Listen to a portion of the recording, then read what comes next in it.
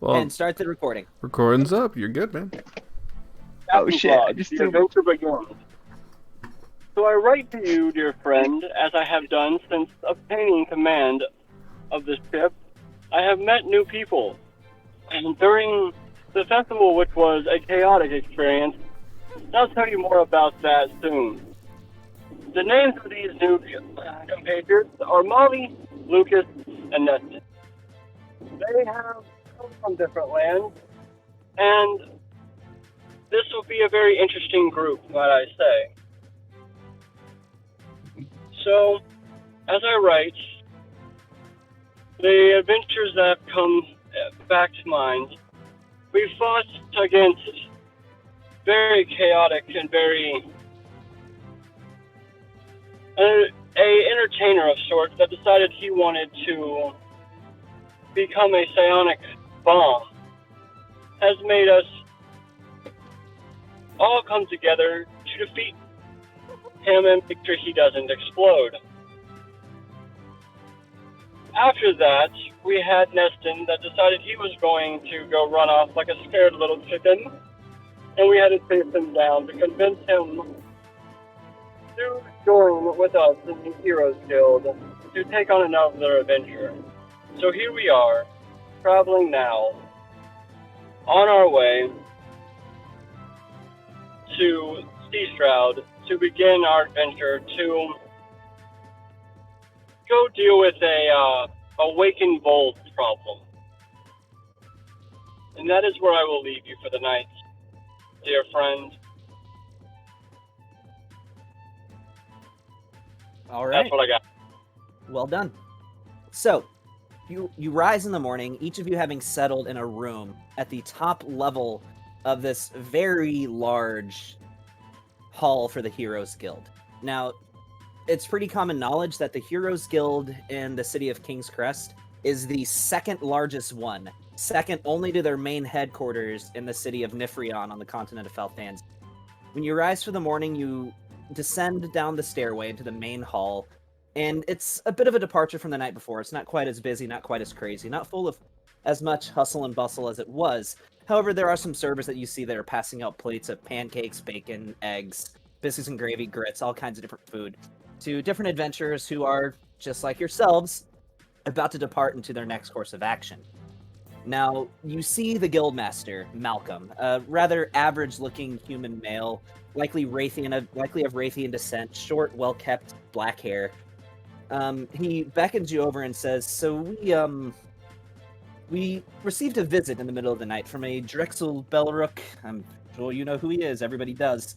Who insisted that all of you be compensated for your efforts the previous day against the insurgents who attacked Sind Square during the festivities of the Convergence Festival. Now he has insisted that all of you be given 200 gold, not just those of you who were hired for the event. So he reaches underneath the counter and puts a large wooden chest and slides it forward. I believe you'll find it's all there. 1,200 gold pieces for you to distribute amongst yourselves however you like. And I do wish you safe travels in your endeavors to Calumlux. He sort of scoffs at the mention of the town. Now, on your way. Best of luck to you, Group Z69. We gotta change that stupid name. Why, thank you. No. For us, it's only fair. We split it 200 gold apiece.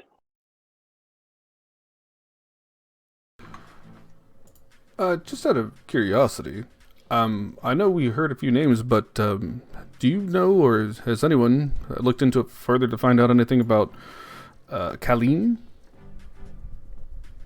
That name has been mentioned to the High Queen. Right, We're I just working on a collaborative effort between the Heroes Guild and her forces to apprehend this terrorist and bring him to justice.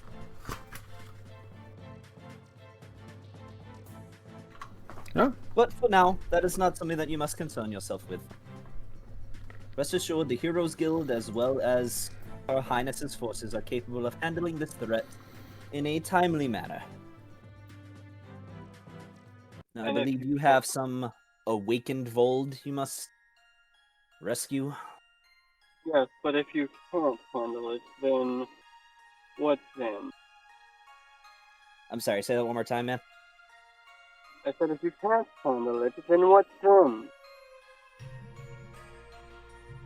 Well, then we rely on any one of our numerous adventurers who are registered with our marvelous guild to handle the problem for us, as we have done for the last century. So if people die, you just get people to take their place. I'm not the one who makes the rules for these things. I understand your tone, but it does not fall down to me. I simply manage this one guild hall. If you have a formal complaint you would like to submit, you can do so to the High Argonaut in Nifrion. But other than that, I have business I must attend to. Fine. Hey, Bowen, do me a favor. What do you want? Did you tell me to hang on? No, I said, what do you want? Oh, go tell Jason on the ship to make sure we have everything preparations and ready to go. I'm going to go snooping around town a little bit. You guys are still in King's Crest. Oh, About to I thought we say. made it these routes. Never mind. Yeah. Once you guys say you're going, then we're gonna sort of fast forward. It's gonna take about a day's, probably a solid 7 or 8 hour drive to get from Sea Shroud Well, that's all I got or from King's All right, Crest to Sea Shroud. we're going. So, We're going. you guys are going? Yep. Yeah, All we're right. going. So you get in the car, and when the car starts up, the radio sort of begins on its own, and you hear a voice over the radio where you recognize this as the voice of the High Queen. And she says, in light of the recent events of yesterday's brazen terrorist attack on our great city, it is important that we not let ourselves degenerate into fear and misrest.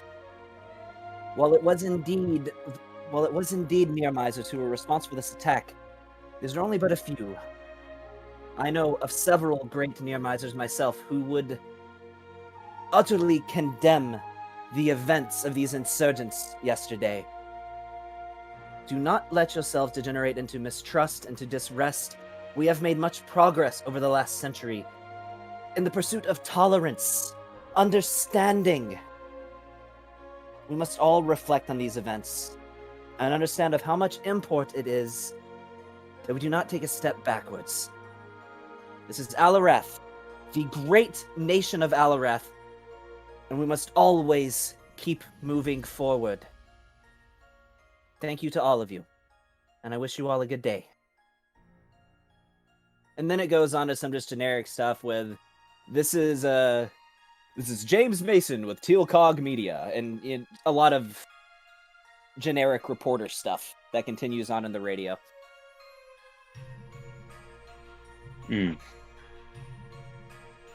So, does anybody have any comments, or you just want to fast forward to Sea Shroud?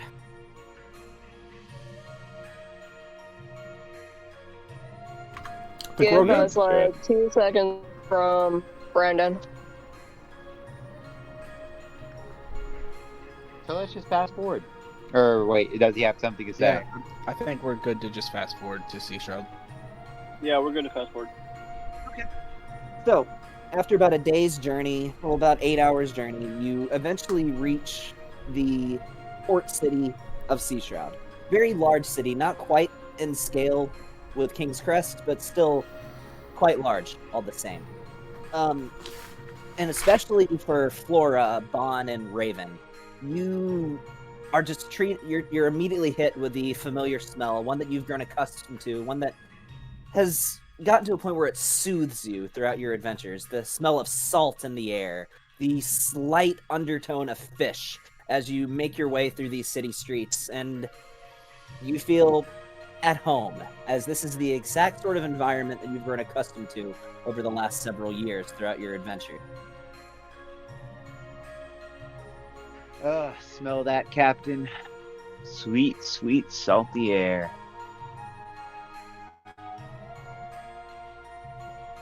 So, making your way through this town, you see several different carts, merchants who are sort of peddling fish that are heading from, it looks like, from the port in the direction of various taverns and restaurants, before you begin to hear what sounds like a bit of an uproar. Sort of people shouting, people in a state of unrest.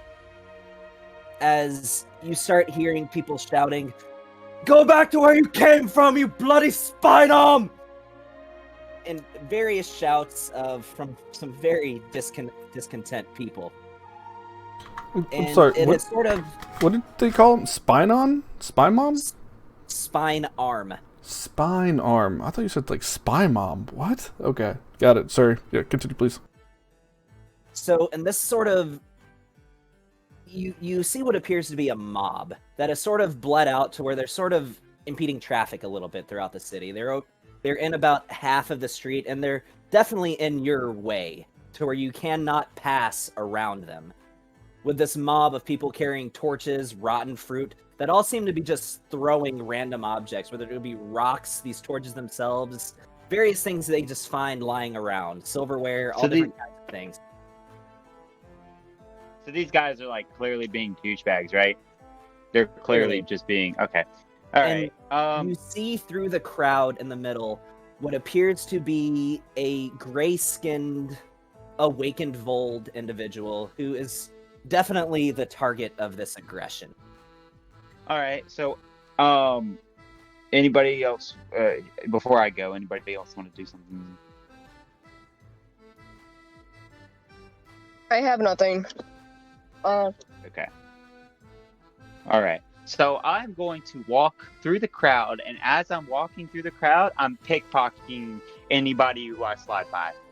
And yeah, no, like I'm doing this. Okay, give me a sleight of hand check. All right.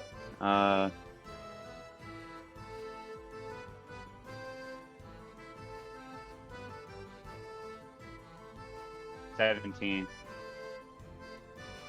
Yeah, that'll do it. So you managed to grab a couple coin purses. These people were pretty light on what they were carrying, but you get from this 65 gold pieces between the two that you managed to just pick off of these people. That is All right. some quick and easy money. Yeah. That's a So fair anyways, amount, I go too. into the center. Who walks around Yeah, with and 60 I, gold on them? Just chilling. All right. Anyhow, sure. Well, I mean, I did walk through a whole crowd of people. Like it's It like took several coin purses to get that. But yeah, yes. yeah. Okay, so I get to the center, and let's see. Before What you can do I do? anything, Marte, would you like to describe what he sees? Sure. You mean after he's picked up the gold pieces? After he's picked up the gold piece. Basically, describe your character. So, as he walks through the crowd, picking his gold pieces up, thinking he's going to intervene and help someone who actually needs saving, he sees this very... Oh, and the baby start. Sorry, hold on. You're okay. How dare you get distracted by a Hey. baby? Yeah, no. Sorry, Hey, Gavin. took the fork away from the baby. All right, Oh. so he walks through the crowd and sees this very, how can I describe it? Mystique, gray-skinned gentleman standing in the middle with his head held high in a very defiant fashion as they are attempting to pelt him with objects like stones and different things. None of the stuff being thrown is actually hitting the guy. As it gets close to him, it's like time around the object slows down, and he just kind of ultra instinct moves out of the way of it without putting much effort into it. And he's just standing there letting them do it. And what does he look like?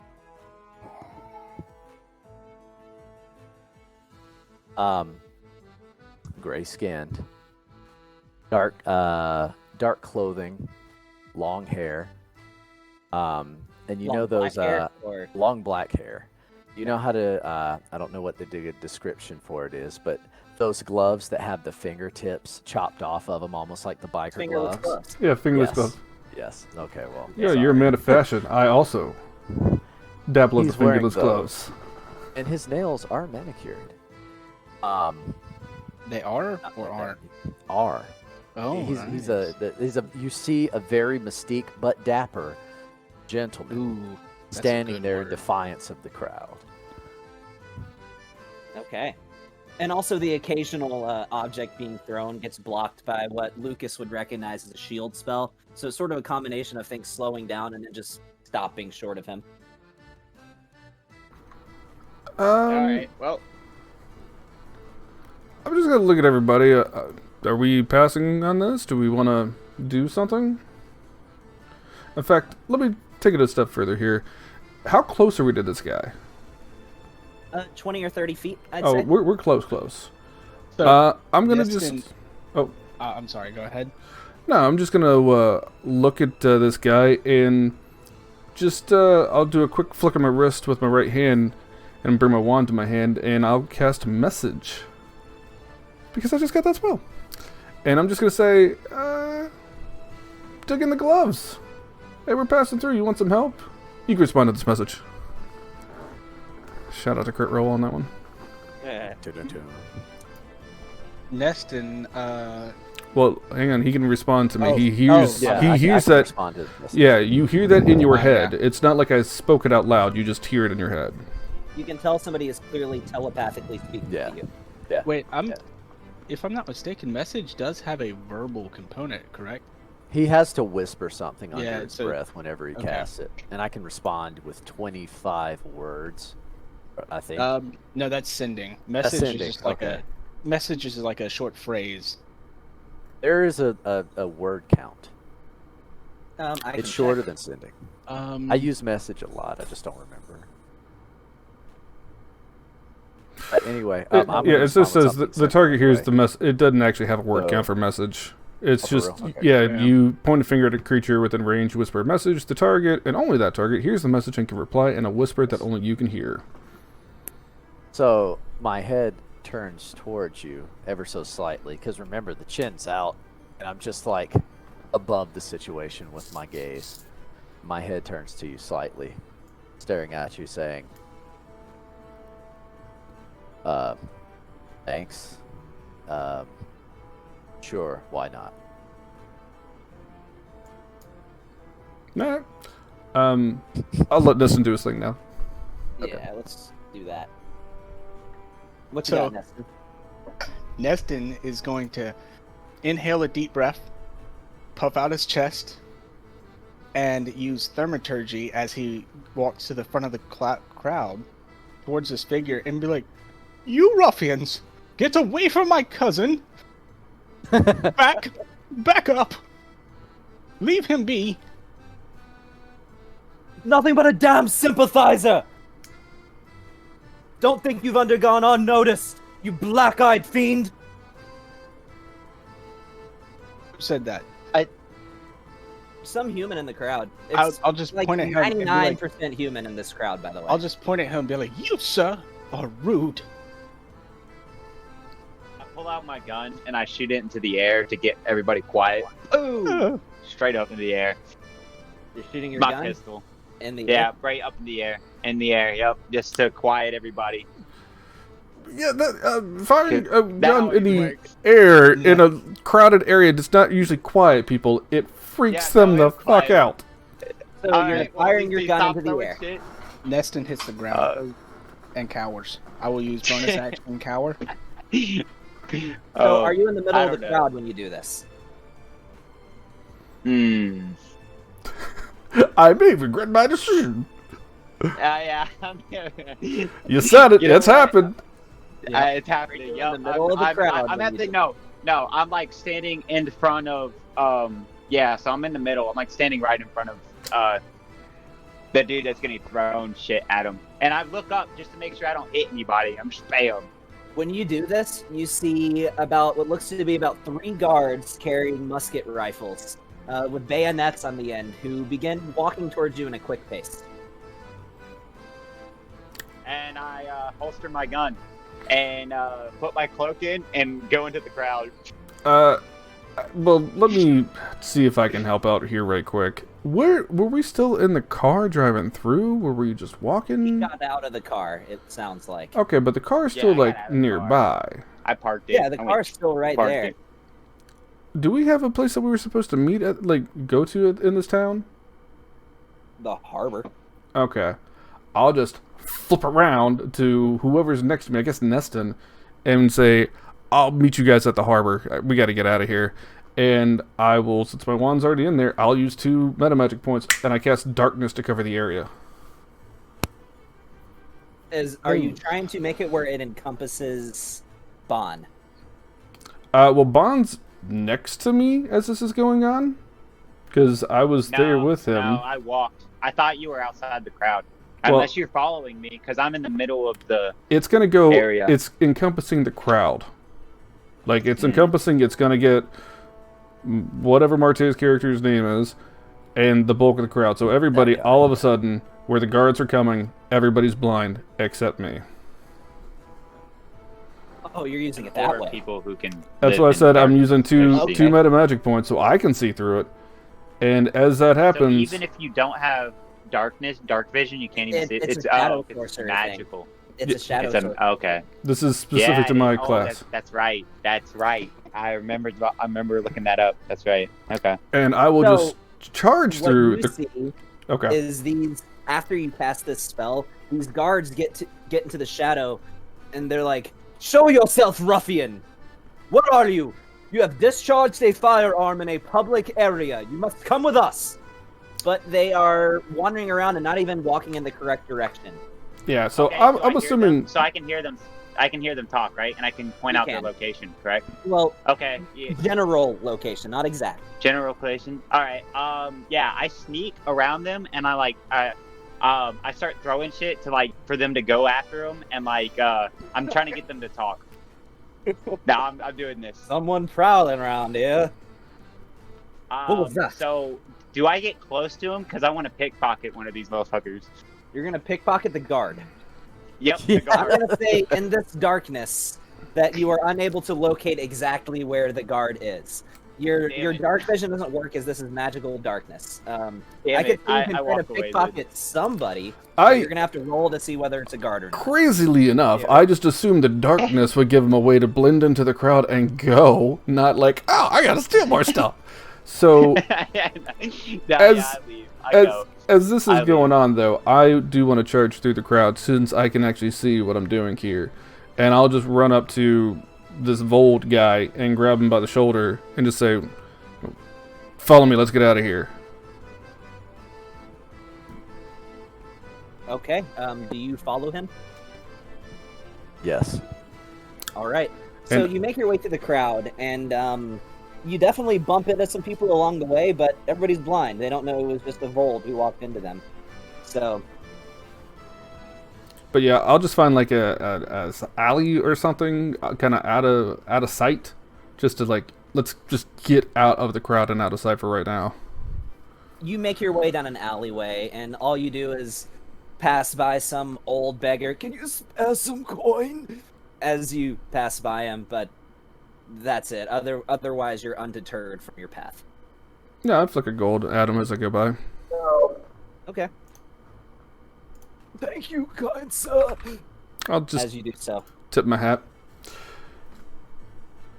All right. So you are now alone with this Vold individual in the alleyway. Well, this town really has a warm welcome, doesn't it? Oh, sorry. Yes. Didn't realize you were on mute. Yeah, sorry. It happened that quickly. Yes, I was just passing through when they attacked me. Why? One could only imagine. It's like they hate me or something.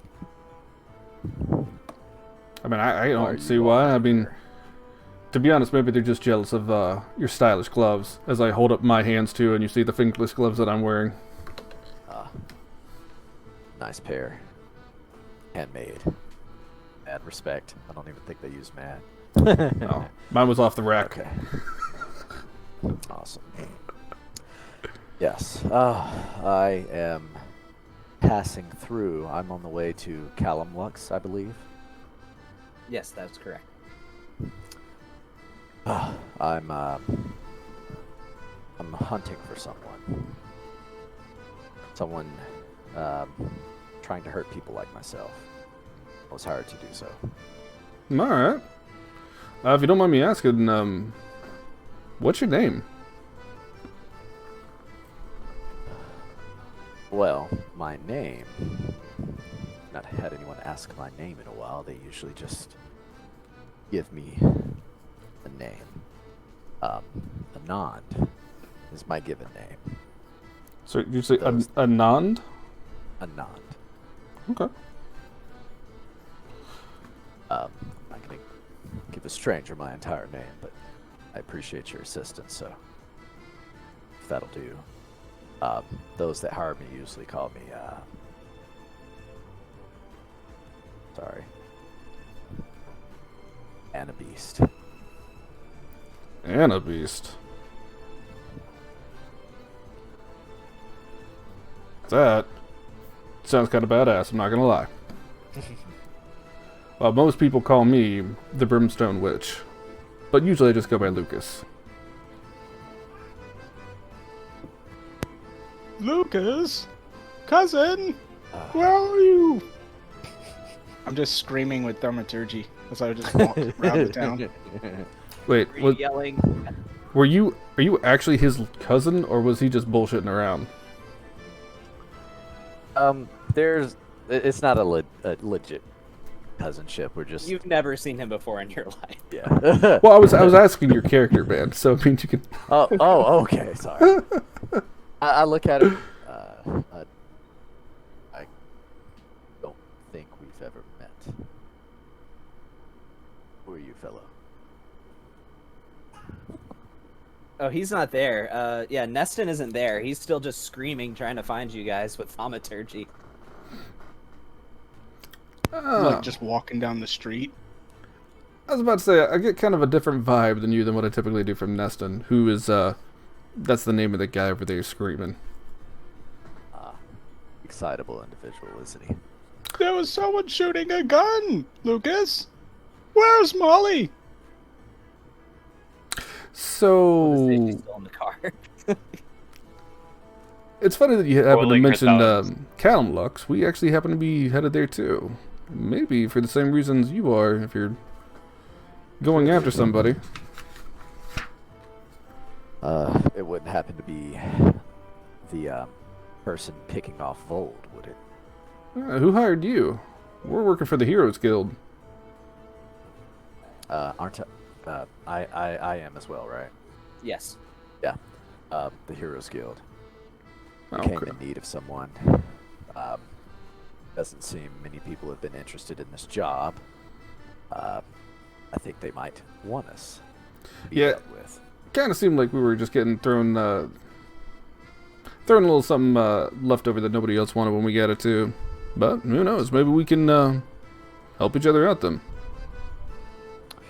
Well, I'm not one to shrug off help. This situation might be a bit bigger than myself, so if we could cooperate to get things done, I'd be willing to do so. All right.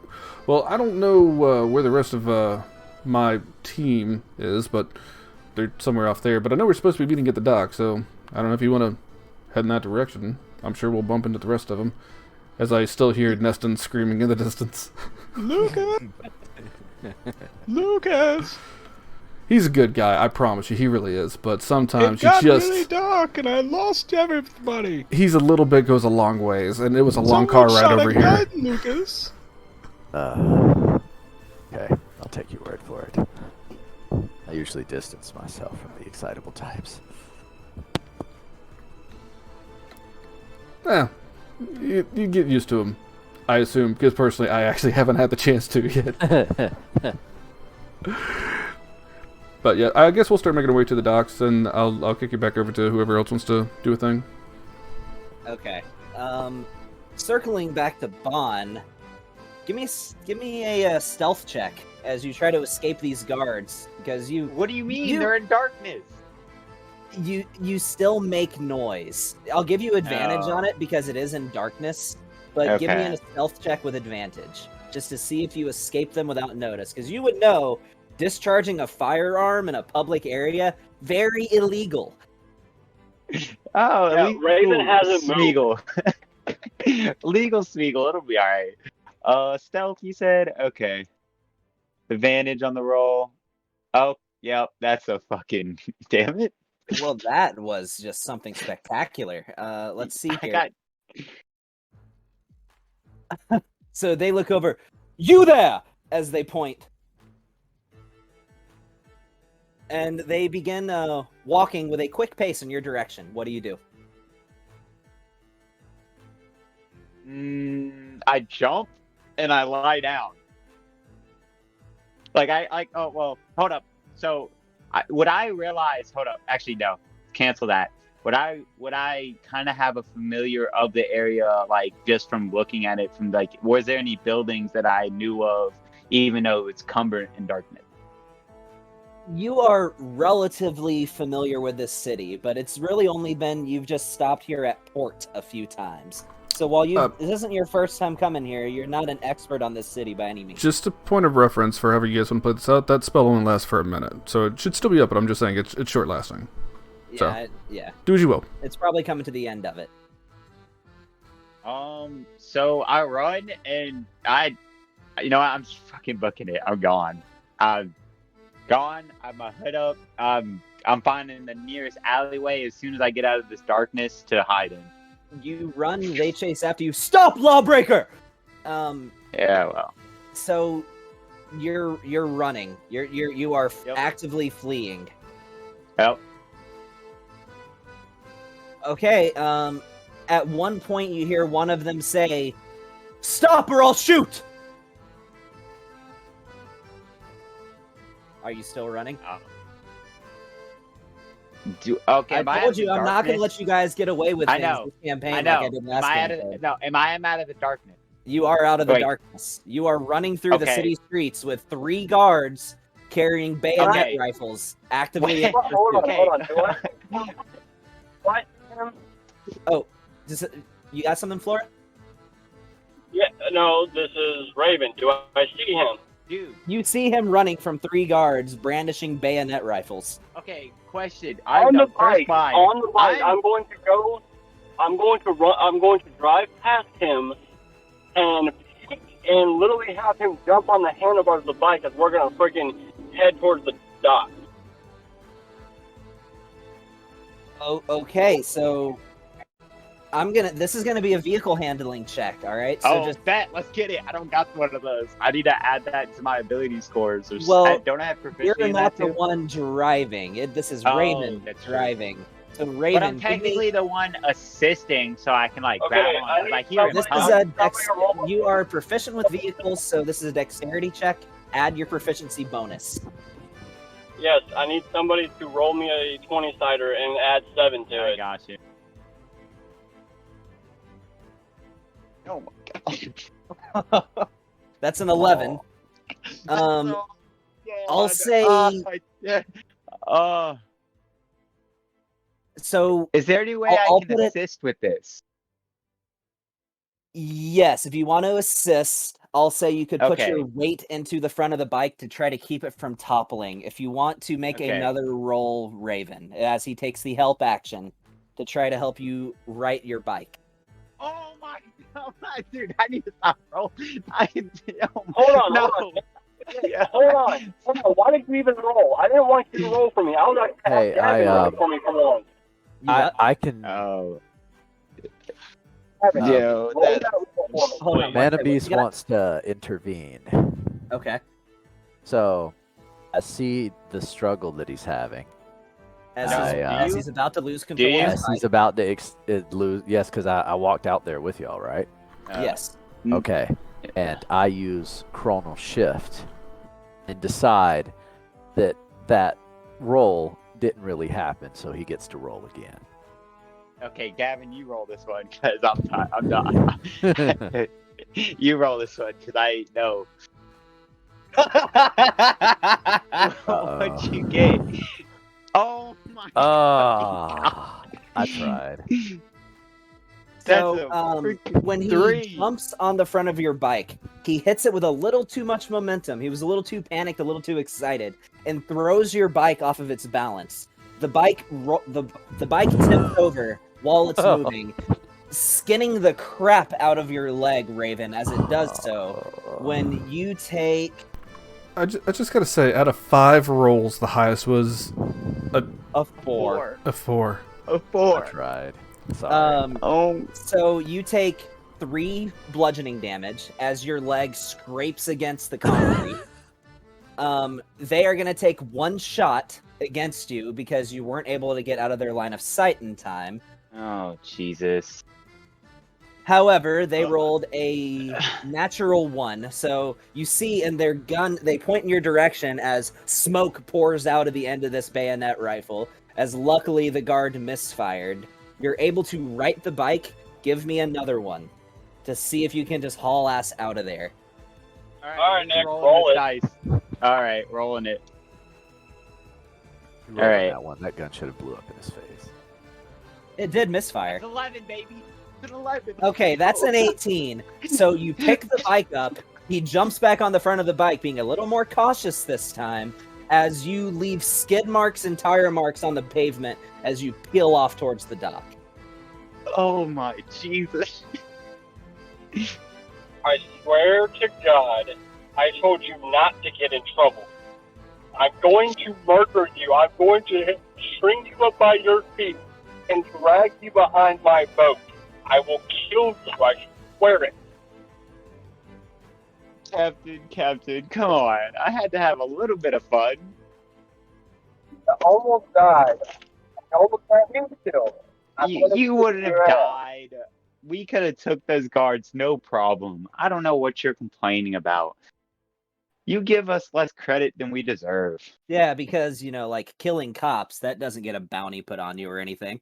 So, after hearing all this gunfire and tires squealing, Neston is just going to cast the sending spell to Lucas. Lucas, it's Neston. There's gunfire going off. The guards are attacking people. I don't know what's going on, but I'm heading to the dock. I don't know where Molly is. I got lost. Oh, that's right. I can respond. Yes. It's all right. I'll just meet you at the docks. Bring a new friend along with me too. Gavin, quick. I'm gonna use Thieves' Camp to find a place where I can hide. So you're using your criminal feature? Yeah, I'm using Criminal Feature to find a place where I can lay low until the cops are off my. Alright, so- You're already on the bike. We're going to the ship. So shut the fuck up and just stay on the bike. Dude, Don't be I stupid. don't want them. Look, I don't want them to be following us back to the ship. I'm going to go lay down for a little while until they lay off my ass. Sounds good? Good. I'm gone. So you're jumping off the bike Why not? while it's moving? Sure. Give me an acrobatics check. That's fine with me. That was almost a 5, but good, it landed on the 18. So suddenly, Raven, you feel a little bit of weight lift off of your bike as you see him jump and very smoothly battle roll across the ground as he just rolls with the momentum of the bike and take off in an alleyway. She's just gonna mumble under her breath and go, "Fucking idiot." She's not gonna stop. Her and Flora are I'm guessing you literally haven't made it home ideal. Yeah, I got like something Flora something. I couldn't get any of that. I It think was he's as there. her and Flora are gonna keep on going. As he calls me a dumbass under his voice. Okay. Yep. Cool, pretty typical. Alright. Classic And, yeah, so- Raven. do I find a place like to bunker down? So you see a little sign that says "The Moonkin sings at midnight," and you take it to mean refuge is here. As you approach what looks to be some barrels that are sort of piled against a building, and you move the barrels to the side and press on this wall, and find yourself in the kitchen of what appears to be some kind of restaurant. All right, I sit down and I order me a drink, and y'all can do whatever y'all want. It's a Davy Druids. It's a vegan restaurant. Ew. Okay, I sit down. Just and take me order to some jail. kale. I don't want none of this. Exactly. I don't want a kale smoothie. Ew. Yeah, no, I just sit down. I just chill. I'm not gonna order anything. Screw that. All right. You sit down, and a server walks out and sort of motions with their neck in the direction of another bookcase, and you take that to be likely some place that you can take refuge, and they continue on with their business. Yep. I go to the bookcase then. You pull the torch, And I- open the bookcase, and find yourself in an abandoned storeroom that doesn't really have anything there aside from some empty barrels, but there's a place that you can just lay low for a little bit. Cool. I sit there. All right, good deal. So, Flora, I think there was something you wanted to do, or no?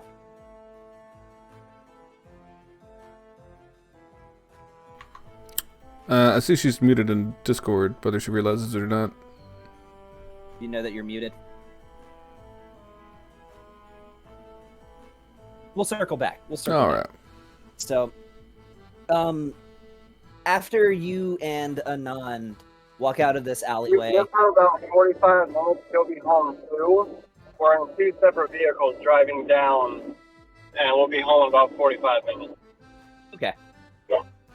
So, as you exit this alleyway, you do see, and you lock eyes and finally meet each other's gaze. So you now know each other's location. You have spotted Neston, and he has spotted you. What's up? You know, I really thought that my birthday was horrible. And then we come to a new city, and immediately another terrorist attack. Yeah, but this time we were responsible? I don't know if that makes it better or worse. So, Anand's there too, right? Yeah, he should be with me, I imagine. He's standing there, Okay, so scowling. Neston is he's got this black outfit. Just everything is just if you can imagine like an old plague doctor from like the way back when. Yes. That's the type of outfit he has. He actually has the plague doctor mask hanging on his hip on one side. He's got a medic bag on the other side. Platinum blonde hair. His eyes are almost completely black except for these golden irises. And he's elven, very feminine elven features. He's not super tall, but average, like 5'10", 5'11", kind of not lanky, but he's pretty thin guy. And when you he recognize sees this to be a pallid elf, by the way. Yes. They live just across the valley from where you're from. when he Yes. sees Anon, his eyes just go open wide, and he just goes, "Oh, cousin, you made it out of there safe.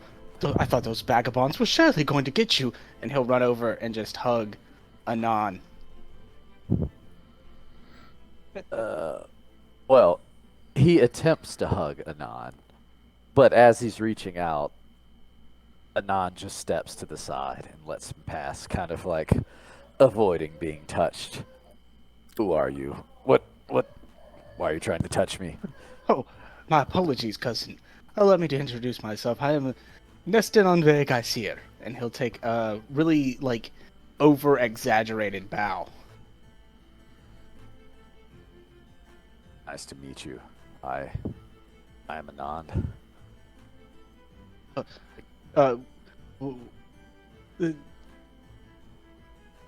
So it turns out Anon here is actually also working for the Heroes Guild. Same mission. Apparently, he must have picked up one of the other contracts that were left behind. Yes. What mission?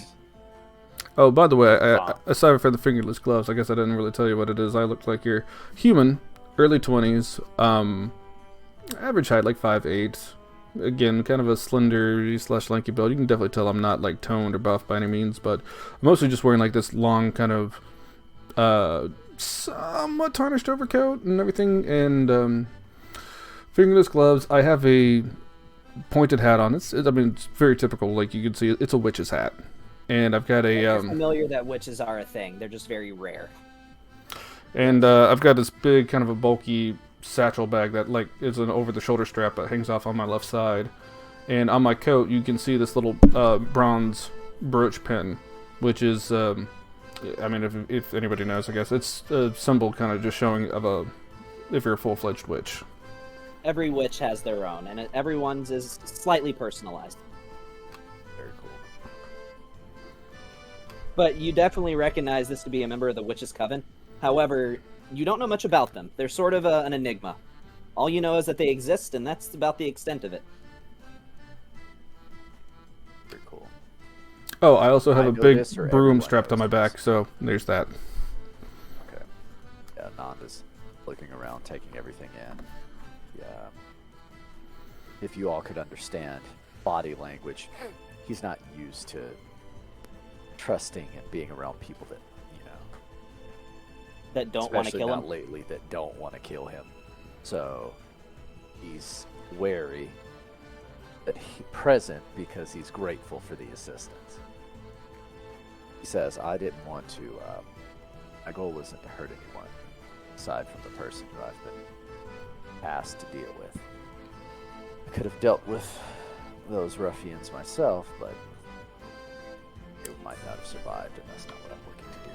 My contract or my orders. Sure, I get it. Makes perfect sense.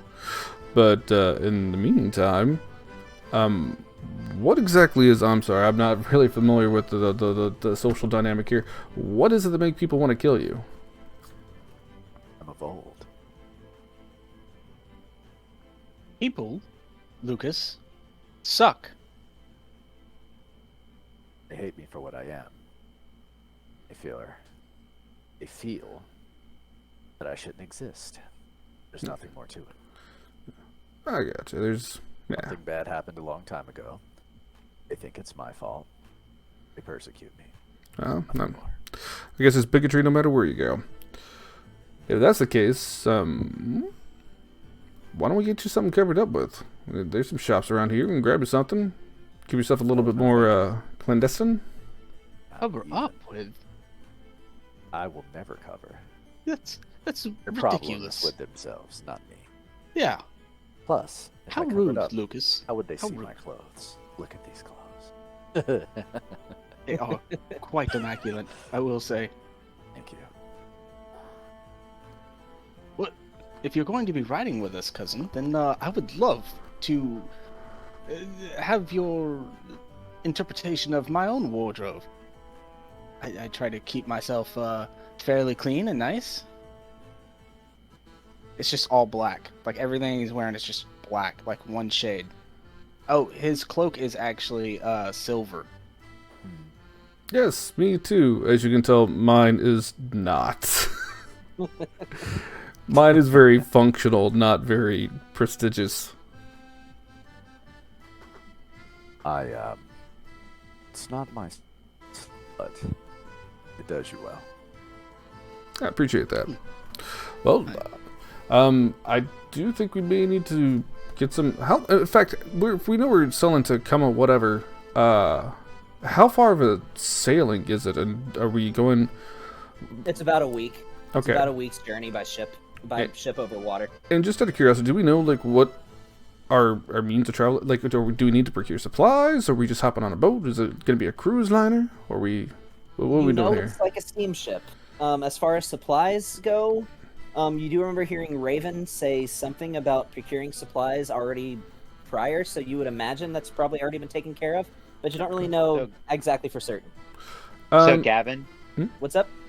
Kevin, so at this point, do I feel like the guards are probably off my tail, or like Yeah, no? you feel like you're probably down to 1 wanted star now. Not quite. You were probably about Okay. a 3. Now you're down to about a 1.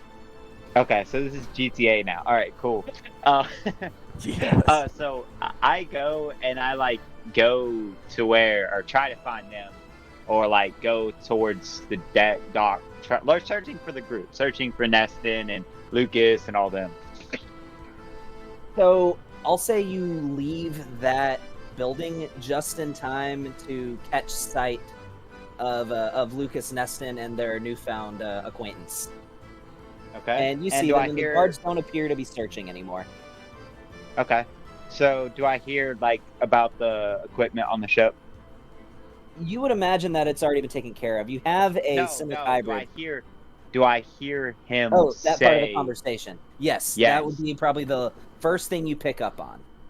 Okay. I walk up and says, "Supplies have already been established on the ship. If you would like to bring some uh, delicacies of your own, that is your choice. But do keep in mind, it does tend to go bad on the ship." I mean, that's all right. Yeah. I wouldn't mind grabbing just a few things, but sure. I stacked up on some hardtack. I got a couple pounds of it. We got some dried fruit on the ship, stuff like that. I think we do have some dried tack on there too. But we've got a good amount of food. Enough to survive. Yeah, I'm not gonna make it a shopping session or anything, Gavin, but I would just keep an eye out for. You know what? I would actually, if we're gonna be on the ship for a while, I wouldn't mind trying to find a place to find like a book or something. Okay. Yeah. That I is actually- a good idea. I actually, if we can along the way, if I could pick up alchemy supplies for the ointment, whatever, like if there's somewhere along the way. Yeah, not to make it a shopping Yeah. episode, but it's either I find something or I don't. So I'm So- cool And either then way. You tell me. I For the look sake- over to for the the- sake of brevity, I'm going to go one at a time with this. We're going to start with Okay. since Lucas was the first to mention it, you want a book, right? Yeah, Question, a hold place on, of. Gavin. Oh, What's go. up? Can I do introductions first before y'all start buying shit? Sure. Yeah, go ahead, man. Okay. And I see we got a new friend. I would have helped you more out in that situation. I probably wasn't a smart idea to shoot the gun in the middle of the air, but I figured you had the situation all control. I just, like shooting guns. And as you see, seems to be human, but you're not so sure. You think it might be a little bit of something else. And about in his 18s, definitely a little higher in his teens. He has matte black hair. He has like amber eyes. He has a cloak on, a black cloak on with daggers to my right, and then pistol to my left, and a rifle strapped to my back, which have the Angel of Death symbol on them. I figured you probably know that. And then on my chest is the symbol of the Dark Suns Which emblem. you would know the Dark Suns is a mercenary group. Right. Well, again, I appreciate the assistance. Help was appreciated. It was in a time of need. But I also noticed, young man, that you were helping yourself at the same times. Bit of extra coin on you, perhaps. Inside check. Did he actually see that? Mm, You would have to roll to see that. Make a perception check, Anand. Yeah. Yeah, So you would have go to. into skills, see where it says perception, double wouldn't have click noticed it. the roll. Okay, let me go to the skills section, see where it says perception. Oh, this would have been cool. I hope. Wow, that's terrible. Don't I'm you gonna have- say you didn't notice. You Okay, didn't notice never him mind. loosen That a would've couple been cool, people's though. purses. But I do mention like you know, since you're gonna be traveling with us, you might need a little bit of coin, and I throw them like 20 gold on what I got off the people. Like I And I throw them believe like you 20. got 65. Yeah, you got 65. 65. Yeah. So add 45 to your inventory, and Anand add 20 to that. So number. he does he Yeah. literally toss up the coin to me, like if he was Yeah. tossing it back? Okay. As he tosses it, right before it gets to me, Mage Hand appears and catches it in the air. Nifty tricks. Nifty tricks. I like it. Thank you. You probably will be a great addition to our team if you are joining our team, I assume. We have a common goal. The time, I am your ally, and I appreciate the help. No problem. You said 20 gold?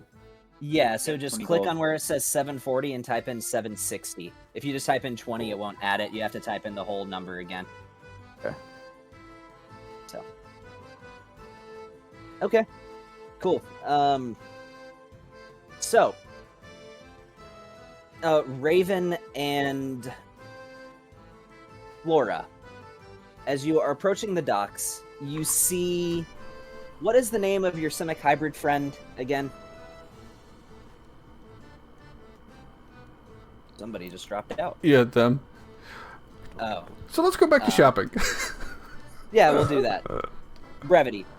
So, you, Lucas, you find what appears to be a bookstore. Yeah, so I inside of should this- also open like scrolls and books, because I don't know, maybe. But again, I'm not gonna like make a big thing of it. Scrolls and books, either one. All right. Either So, one.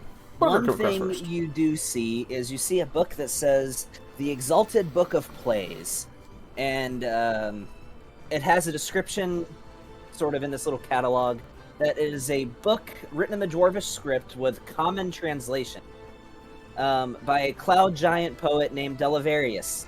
That is just, he was a playwright, and it's just different dramas and sort of the scripts to different dramas, probably about 4 different dramas in this book, and it is quite a large book at that. Sure, that's the best thing I can find. Yeah, all right. Yeah, I'll read about some plays. I guess. I don't know, something. So that'll cost you 7 gold pieces. Damn, that's an expensive book. Oh, you have no idea. The actual book itself costs 750. I'm just reducing the price. Why in the world does it cost so much? Okay, sure. I'll link it. There you go. Question: I go with him, or like I go with him. What books do I find? Yeah, I just searching for books and stuff like that. Okay. You find something quite interesting. See, there's a book that is called the Chap Book, and it is a book entitled, with a title on the front that says "Out of the Inferno," a tawdry series about a tiefling romance.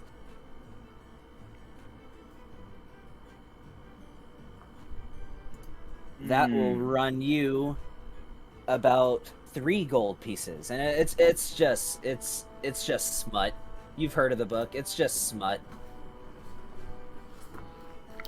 Yeah, I'm more looking for informational books, like. So you don't want to buy smut. Nah. Oh, okay. I mean, I'm it's got looking for- graphics in it, dude. You know, I mean, Oh. Oh, yo, actually, hold up. I'm buying that. I'm picking that book up too. Yo, I'll pick. You know what? I am picking up that book. so if at any point in time during the cruise, if he disappears and you just hear, No, we don't need the sound effects. We do not need That's awesome. the sound effects. No, I do pick up that book just cause I all want right, to. that's 3 gold pieces. Open your inventory, fine. drag the link into it. Okay. Inventory. Bam.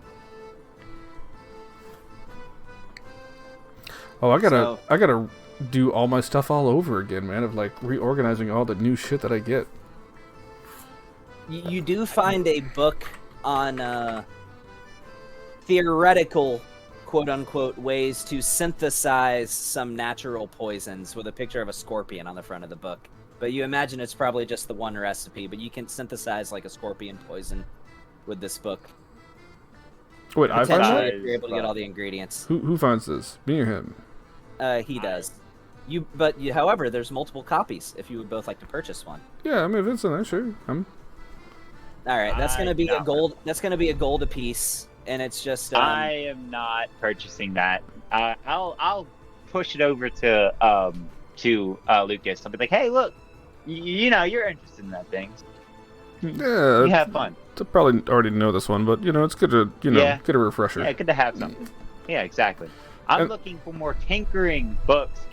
Tinkering, gun, more those kind of books. And You see a book that says "Through the Eye of a Spyglass: How to Craft a Precision Scope." That's picking it up.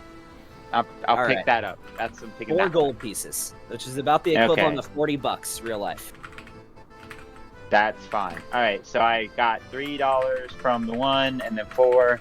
So that's seven gold pieces gone. Okay. All right. And just type it into your inventory that's it as for a me, too. custom item. I'm good. Let's go. Custom item. All right, let's go. Yep. Whoever wants to shop next, I guess, is their turn. What is Who in had- here? In the library, Yeah. I'll tell you what, I, I'll throw you guys a bone for looking. Okay. Let me do a quick filter real quick. So you guys are looking for scrolls. So, see what spells you do and don't know. How much Give you weight something is that, you don't Gavin? Just about a pound. So you see a scroll of flame arrows. You see a scroll of gaseous form on the shelf as well. Both are quite pricey. The scroll of gaseous form has a price tag on it of 143 gold pieces, and the scroll of flame arrows has a price tag on it of 200 gold pieces.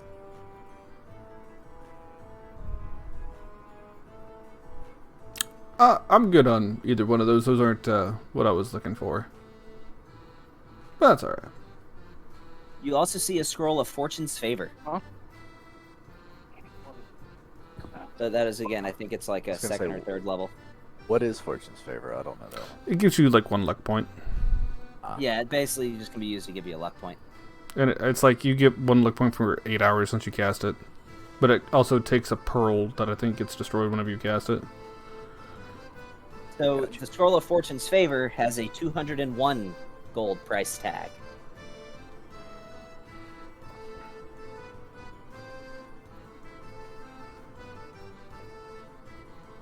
I'm good. I was looking for possible ritual spells, but that's fine. So I'm good. Yeah. So are you interested in any of those 3? Scroll of Flame Arrows, Scroll of Fortune's Favor, or the Scroll of... what is the other one that I said? Gaseous form. And Scroll of Gaseous Form. Are you interested in any one of those?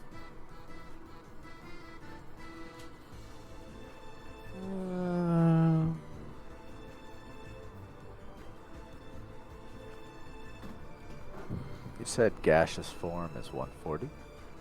143. 43. I'll buy it.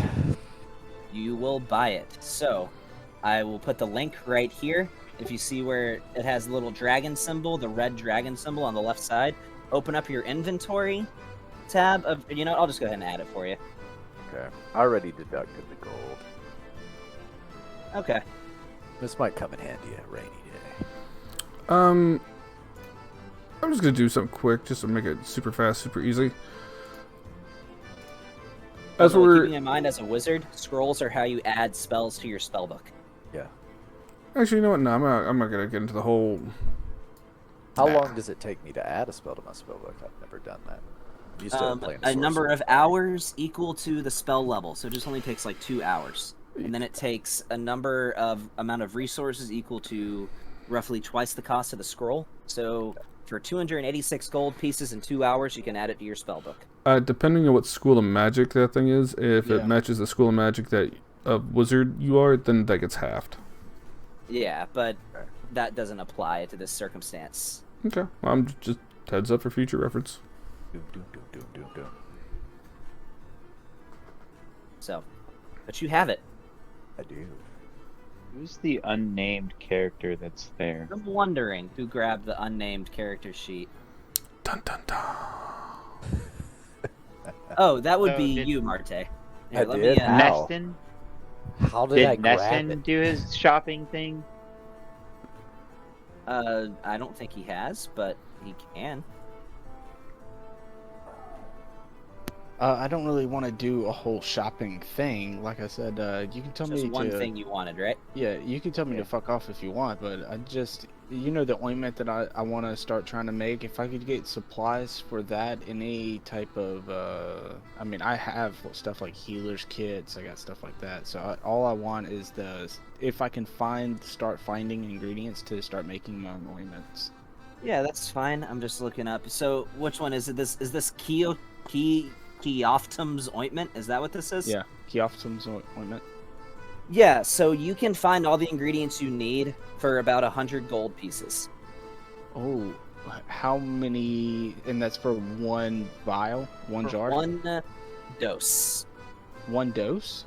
Well, let's see. Or one jar? One- because it's a one jar. jar. That has, One Okay. jar. all right. So that is 5 doses. Okay, and so I 100 gold for one jar. For the ingredients needed to make a jar. A jar. Okay, yeah. That comes I'll go with ahead. all the different salves, all the different herbs, and the jar itself. And we don't know exactly what ship we're on, right? You've been I given know. a description, but yeah, he knows. Okay. Yeah, I'm just going by the rules in the DMG that says making things costs about half the cost of buying it already made. So I'm just giving you a gold value. It'll cost about 200 to just buy the ointment itself. So if you're just looking for the ingredients, that'll cost you 100 gold. Okay. Yeah. Then I'll go ahead and get that. And I'll just work on making it throughout this trip that we're going on.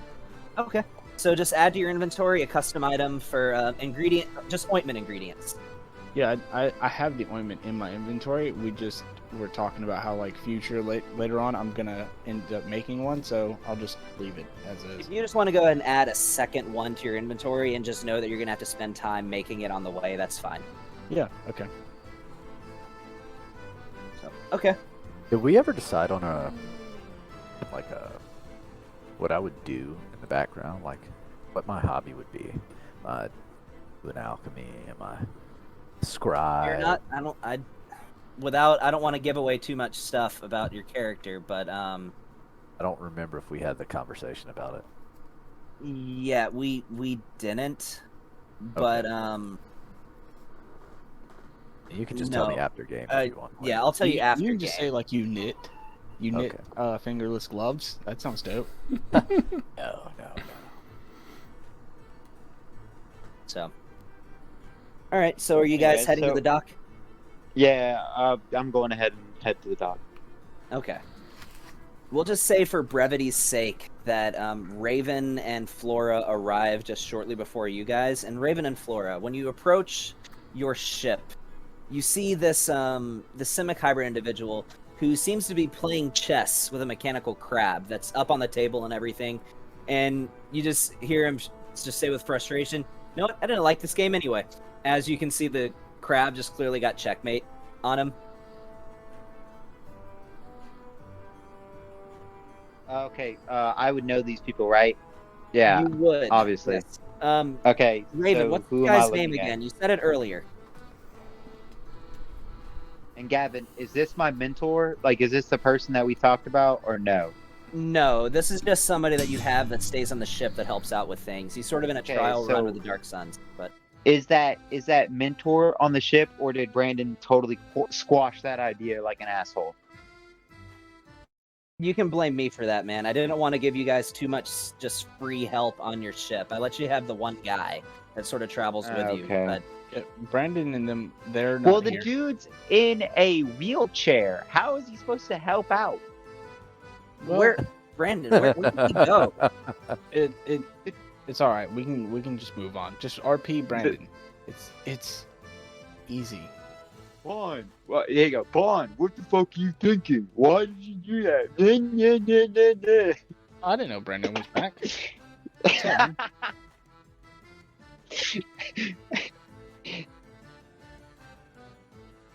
All right, so are we like? Oh, so I walk up and I'm like, all right, what's the guy's name?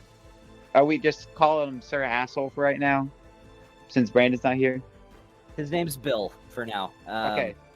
I don't know why they just dropped out. It's all right. Okay. Well, I was like, Bill, what have you learned about playing games that you always lose? I'm aware. Yes, I know. Colonel, I've gathered some additional materials for the trip. We should have ample supplies for the upcoming journey. I've been told that we are headed to Calumlux for whatever the hell reason we have to go there. You have been told right. We are going there to complete a mission. Wait, so you're a colonel? And I will. Oh, not colonel. You're a corporal, not a colonel. Corporal. Yeah. Corporal. And I welcome them onto our ship because Raven's mute right now. So what kind of ship is this? Because Neston is just gonna go find a room and take it. So this appears to be a large black sailboat, basically a large black ship. It clearly has a steam engine on board, but it almost looks as if it contrasts it in a way where the steam engine was an afterthought. All in all, the ship, it looks sturdy and it looks functional, but it's sort of dark in appearance. Solid black with what looks to be sort of a helm, like a whatever the part of the ship that sticks out in front of it, that part. So it's it's like a metal ship, right? It's like metal, right? The bathroom, BRB. Okay. No, it appears to be Metal. more wooden. What is okay? Lucas, I think if you wouldn't mind coming to help me, we have to. Let's see. There's got to be a room around here where we can have our alchemy supplies set up. There has to be some type of room. I'll guide them to a room, almost like close to my tinkering area, to kind of like let them set up. Is there like an empty room or even if Yeah, it's there's just one several dude's different room, rooms that kick looks them like out. they're just basic quarters, and Okay, you find a room that doesn't really look like it's claimed. I want them to be close to my tinkering area. I want to find like a good sized room close to my tinkering area.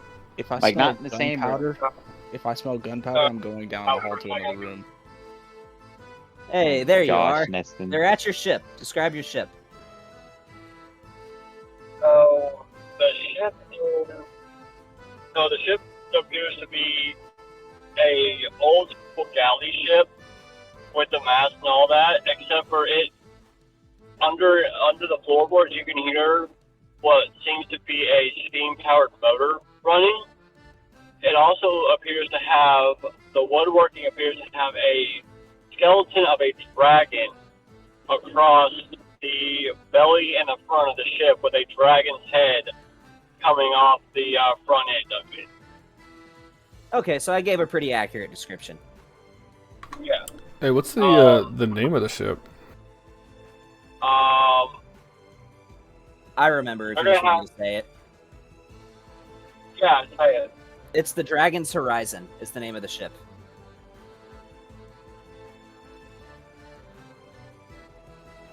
The Dragon's Horizon. Yeah, it's in your backstory. Yep. I read things. Yeah, if Bon is trying to show us a room that's right next to his tinkering stuff, and there's like gunpowder all over the place, I'm not setting up my alchemy supplies near his gunpowder. There are a couple barrels of gunpowder on Yeah. this ship, by the way. I just like stare him down, like no. So on the ship, there is enough room for everybody, plus one empty room that has been boarded up to where no one can really access it. Actually, there's two empty rooms. One of them there's just a door, and then the other one is boarded up to where no one can access it. And then, of course, up above where the other rooms are is the captain's quarters, where no one has a key. Raven, Okay. why is this one boarded? No one has a key. No one. Okay, besides Raven. Raven's the only one with the key. Okay, Raven. so I don't have a key. Your first mate don't have a key. No, you don't.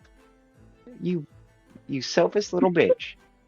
Excuse me. But Raven Raven. would have given a key to each person with a number on the key, and there's a number on the door that corresponds with the number on the key. Okay. Why is this room boarded up? No reason of your concern. Just gonna throw it out there. That's kind of weird. Yeah. Yeah. I mean, we're gonna be on this ship. Do It's agree. like, man, I don't know about y'all. I don't like to lie or scheme, but I am curious now. Now I want to go in there. Good mean, luck it's going, but I would not if I was you. Why not? Why? I mean, come on, you had to know this was going to come. You bring people and you parade them in front of a boarded up door, and then when we ask why, and you're like, why, you can't know. You know this is going to happen. We're going to break into this thing eventually. Yes, I'm afraid. It's because there is no floor to the room. There's no floor. No, there's no floor to the room. So where does it Let's just go? open him up and let him look. So where does it go? The ship to the bottom of the ship, to the engine bay. So, You would Well- fall on top of the hot coal iron if you were so to then walk why did you tell on me it was of no concern, like it's some kind of big secret? Why didn't you just say that? because it's really none of anyone's concern. I mean, I would say if the engine room or something was to happen, I would say that is kind of a concern. I mean, if this is a quick access to the engine room and this is the fastest route, yeah, then wouldn't Hey. you stay, Lucas? Clearly, that's an OSHA violation. I'm just saying. I mean, Well, I'll Space tell you ocean.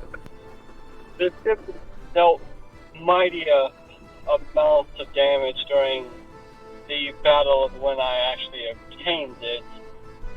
why didn't you So- just fix it? And it's Fix the floor. still a work in progress. I mean, you could have used these wood Hold boards on. for the floor. I haven't gotten to it yet. I haven't gotten around to actually fixing it yet. I've been a little busy. Well, okay, so I'll say under my breath too. I guess everybody else but him. We're either sailing with a very lazy man or a liar. Either way, not liking it. But I see where this is going, so I'll start looking for where my room is, and I'll leave them to figure out what they're doing. Okay. Yeah, I'll Everyone just just kind of pick a number. if the spare room that he mentioned there being a spare room is bigger than the room key that he got, he'll go to the spare room. And he's gonna basically set up like a mock infirmary. In whatever is the biggest room, that'll also be his bedroom. Okay. Well, I all mean, the doors- the all the room for doors- the key that he Hold gave on. you is fairly large. All the doors are locked, and the only way to open them is through the key. Yeah, but the room that you get it's sizable. It'll do.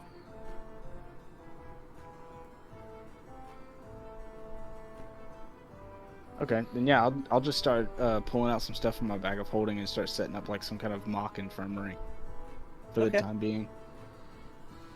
Maybe bring in some extra empty crates or something to make like a little table. Okay.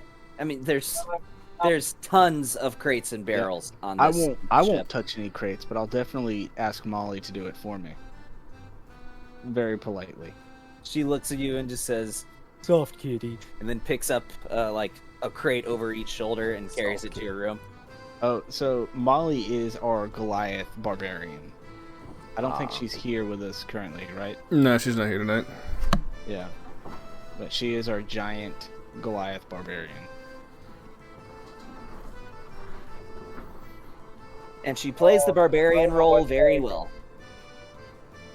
Everyone would say to everyone too that she would tell them what the kitchen is, and that unless you know how to work on a motor, a steam-powered motor, don't go underneath the ship, and don't touch it. If you break it, there's a problem. Lots of problem. As soon as he turns his back, I reach over and touch it. Well, you'd have to go under the ship to do that. Oh, okay. I thought he was showing it to us. This is probably like, you know, a slave trade ship. There's probably some like sex slaves down there. You can see the bottom. I have no problem showing you. Well, I'm just saying that's the thought. Like, oh, you'll actually take us down there? Yeah, I'll take y'all down. But again, like you said, no one's allowed to touch anything. Oh, is it dark under here? Not really. Okay. I'd say it's dim light. It's dim light? Yeah. Then Neston isn't touching the floor anymore. Yeah, there's candles all the way down. There's lanterns going all the way down on each side of the center of the ship. Underneath the ship, there's 2 lanterns that are close by the motor, or the coal molder. Other than that, it's just the glow of the furnace. Yeah, so I'd say dim light. Anyone with a decent passive perception could see that the moment we got down, when Neston stops moving, he gets about an inch shorter, and when he goes to move again, his feet don't move anymore, and he kind of rises off the ground a little bit and starts just floating, like just a little bit off while we're down here. Okay. He just glides wherever he goes. And there's dried fruits and fish and turkey. So we don't really have a kitchen, so that's what we're going to be eating for the next week. Yeah, so you see this barrel full of one that's full of dried fruits, apricots, peaches, apples, strawberries, that kind of thing, as well as a crate that looks like it's full of just beef jerky, and another one that looks like it's full of salt-preserved raw fish. Granted, you, Neston, with your knowledge of medicine, would know that the preservation process makes it safe to eat, but it is raw fish nonetheless, as it's just a barrel of a bunch of fish that is just coated in copious amounts of salt.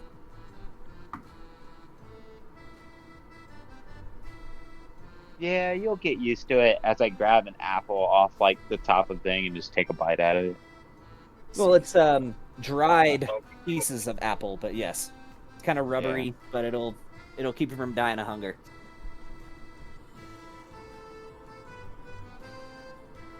Alright, give me 1 second, I'll be right back. Okay. I'll just turn to Bond and hey, I don't really want to set up all my alchemy stuff next to your tinkering things, but if you want to give me a hand later on tonight, I can actually make a little something for you. Sure. I don't mind giving you a hand. Need anything from me? Just ask. If you want to know anything about the ship, just ask. Raven might be a little douchebag about everything, but you know. Well, I am curious if you or anyone here knows what's the deal with Calumlux. It seems everybody seems to think it's a kind of a shithole. It's not. Beautiful. I think it's because of the void. No one really likes to go there, if I'm not mistaken. Void? You mean Vold? The Vold. And Void. Sorry, what Bold. exactly, Bon, is wrong with the Awakened Bold in Calumlux? A lot of people are scared of them. I don't see anything wrong with them personally, but a lot of people who don't know any better and very ignorant are scared. And people don't understand things. Dave, did I even get your name, new friend? Just call me a non. Not So- Bond. Are At your all service. Vold like this with the, you know, the grayness? Yeah, Or- That would be their complexion. we have gray skin. Yeah, okay. I mean, I didn't know if it was just like you know, One you're of just. the slurs they use for us is gray skin. Well, that seems lazy. What do you expect? I don't know. It just seems like if you're gonna just be all mad and pissed off thinking about, you know, calling somebody a name, you could come up with something better than gray Well, skin.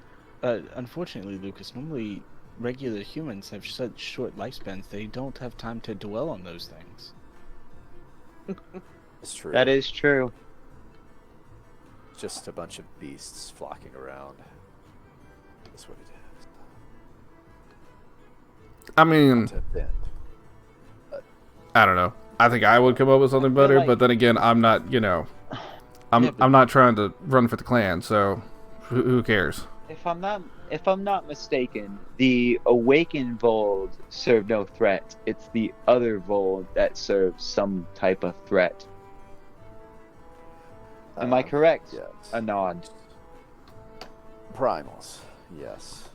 They I'm sorry. What take was no the control. what now? The primal Vold, they're the monsters. Primal. They are Void. what we And- descend Yes. from. Oh, Just so- imagine. That What? is why that people are scared of them, is because what they descend from. So, clarify a little something for me, if you could. So, there's the Prime of Old, and then there's the Ascended, Awakened. Evolved, Awakened Vold. That So, would be a non here. right. Congratulations. I don't know if there's an anniversary for your Awakened ship, but let me know and we'll get you a cupcake. But how do I you was know? never a primal. So you're born awakened, or do you just like la di da di da? I'm an evil Vold, and then pop. I was born awakened. Okay. Is that how it typically works? The primals were first, and the awakened came after. Like as in That is the correct, next isn't it, Gavin? a further generation? As a race, there are in the rare cases, awakened Vold can be born from primals, but that's Like rare. mine. But awakened Vold are born that way. So Most awakened question. come from other awakened, but my father was a primal. I was known as a first generation awakened. So question: if the primal Vold are so bad, do they try to kill their awakened Vold? If provoked, yes. I would assume There's a so. certain understood hesitancy, but it's just like, I'm assuming there's tigers in this world. I don't know. It's There like are. a tiger with its. There aren't. There is. There are Yeah. tigers, yeah. It's like a tiger with its cub. It's aware of its existence and similarity, but if provoked, it'll eat it. Okay, so it's not hostile. They're not hostile to you, is what you're saying. When Um, Anon unless provoked. speaks, when Anon speaks about a lion eating its cub, Neston has a tear rolling down his cheek. Super sad. He's I kind of he's pat disturbed Neston by on the this. back very firmly. It's okay, Neston. It's okay. It's just a horrible thing to imagine. Yes, just it can't is. even- It is very horrible. I understand. Lucas, I went ahead and starting to set up an alchemy section, and I have a theory on something I'm going to need your help with when you have some downtime, if you wouldn't mind. Sure. I'm trying to make a healing ointment. I've got a bit of knowledge in there. Well, it's to help against poison, so think of it like an anti-venom at the same time. Well, I've got a bit more knowledge than that, but yeah, I can definitely give you a hand. Which is where your expertise will come in play, I hope. And may I ask, Neston, why are you making an anti-venom? It's a healing ointment that helps heals wounds. We're going to Okay. fight a murderer that has been poisoning people and starving people. Okay, I'm back, guys. I Hey, understand welcome that, back. but if I was to hit an enemy with poison, would you use that stuff to heal that enemy, or are you going to let the poison take its effect? I will not let someone die. Well, good. That means what the if killing is left. Well, that means the killing is left to me. So, because I don't mind shedding blood. By the way, like Brandon, not. your mic sounds great. Yeah, I'm we got this. very, We got the very- snowball ice. I would prefer to not kill anybody if possible. If y'all kill people, that is not technically on my conscience, I guess. But I don't think it is. I think that's on ours. And if you're the only someone one that can does kill fall, people. if you do knock someone out and then poison them, I will try my best to save them. Okay, but say if I was shooting them with a bullet and there was laced with poison, you wouldn't do anything for them, and we were in the middle of combat. You're not that. You're not that kind of. I mean, Boy Scout. I don't know. I'm a doctor. When people get hurt, I help. Okay, but what if that person is trying to kill you, Neston? Oh, then I'm just going to run away. Why would I stay? Correct, Okay, but it's if I was, anyways, not dreading on the details. Okay, thank you. Now, we have a long journey ahead of us. We need to figure out the rotation, and Neston, I'm sorry, but you're out. I don't care. You go to sleep. Because I swear, you're no help to any of us as guard, but we all need to have a... just in case the seas do get quite rough.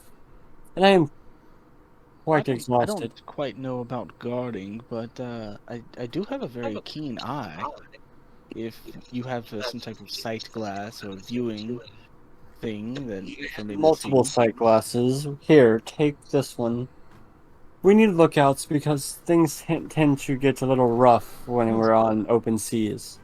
Well, I am also an elf, so I don't sleep a whole lot. Nor do Actually, I.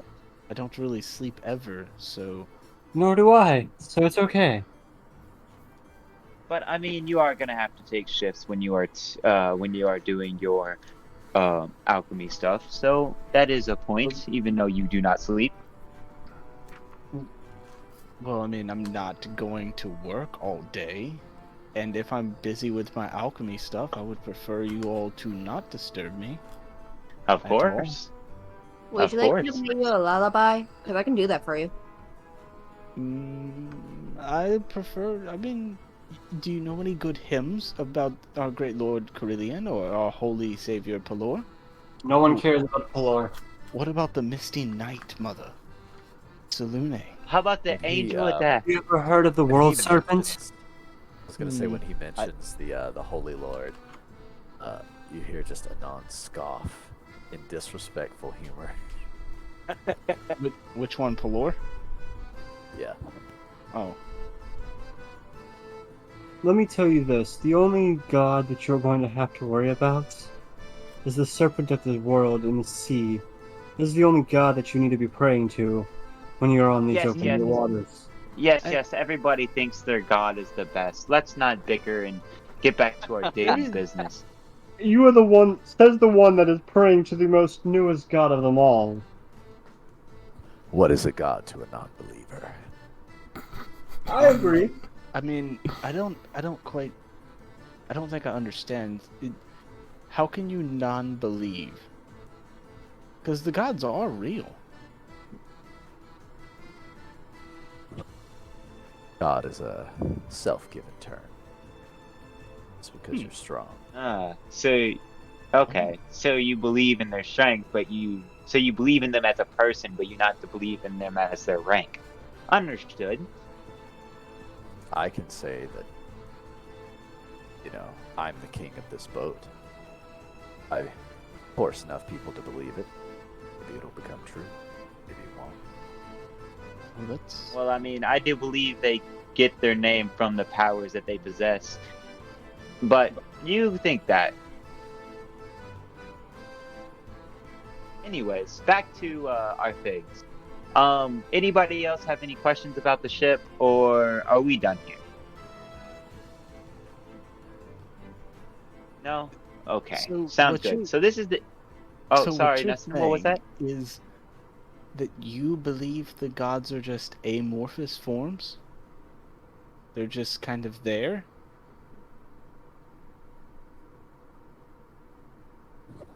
You're asking Anand? Yeah. Yeah. Indeed. But you do believe that there is some type of power behind it? There's obviously greater forces. So Gotta they come do from somewhere. exist. So then you do believe in them. Perfect. Listen. It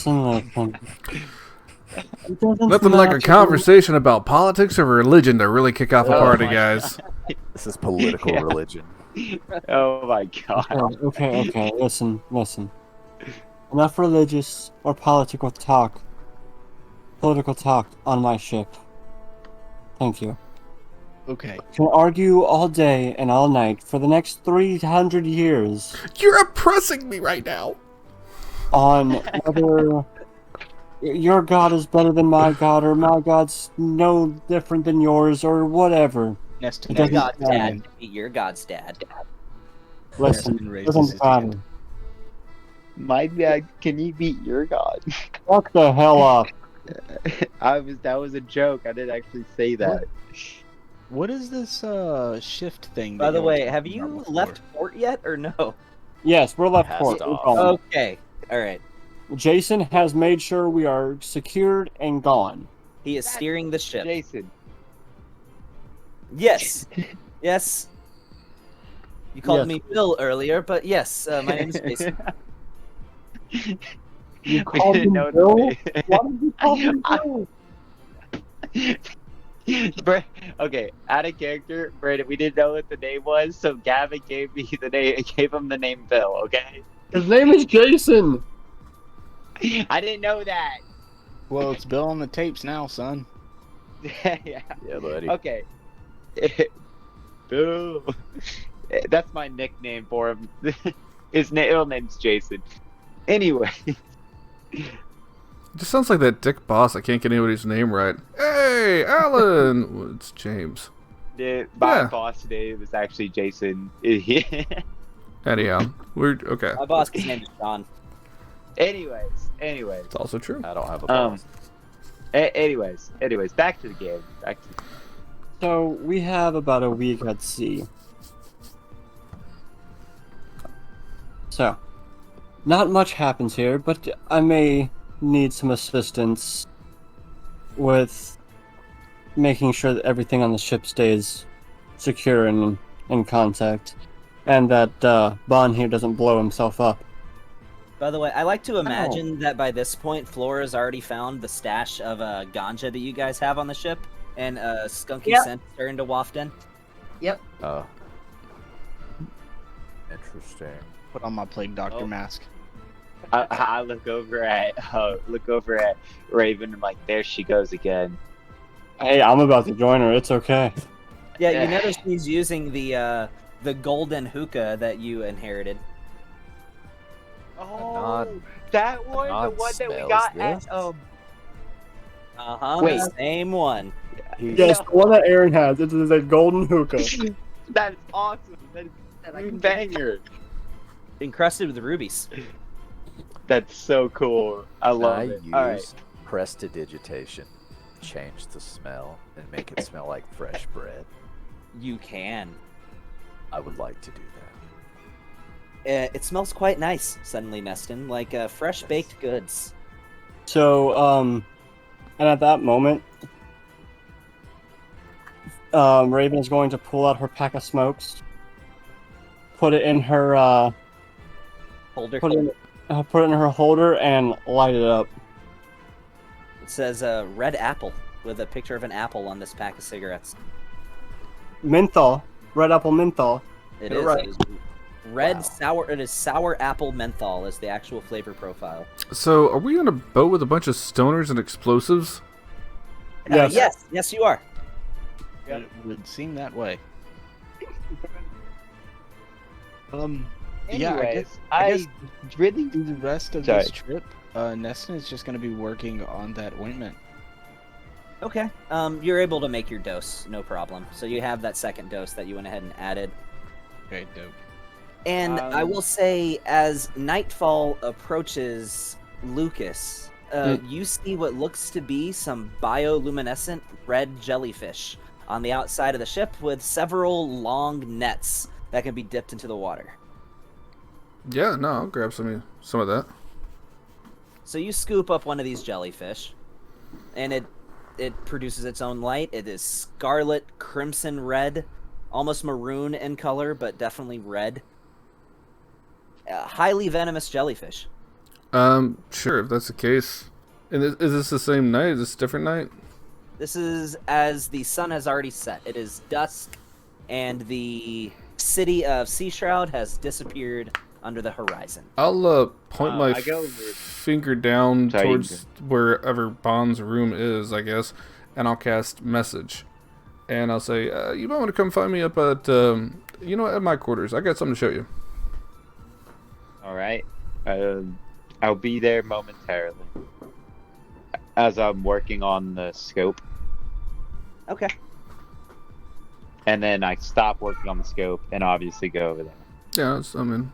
So you see him with holding a net with this sort of basketball-sized glowing red jellyfish in the net. Ah, so I've seen the jellyfish. Aren't they so beautiful? They're very gorgeous at night.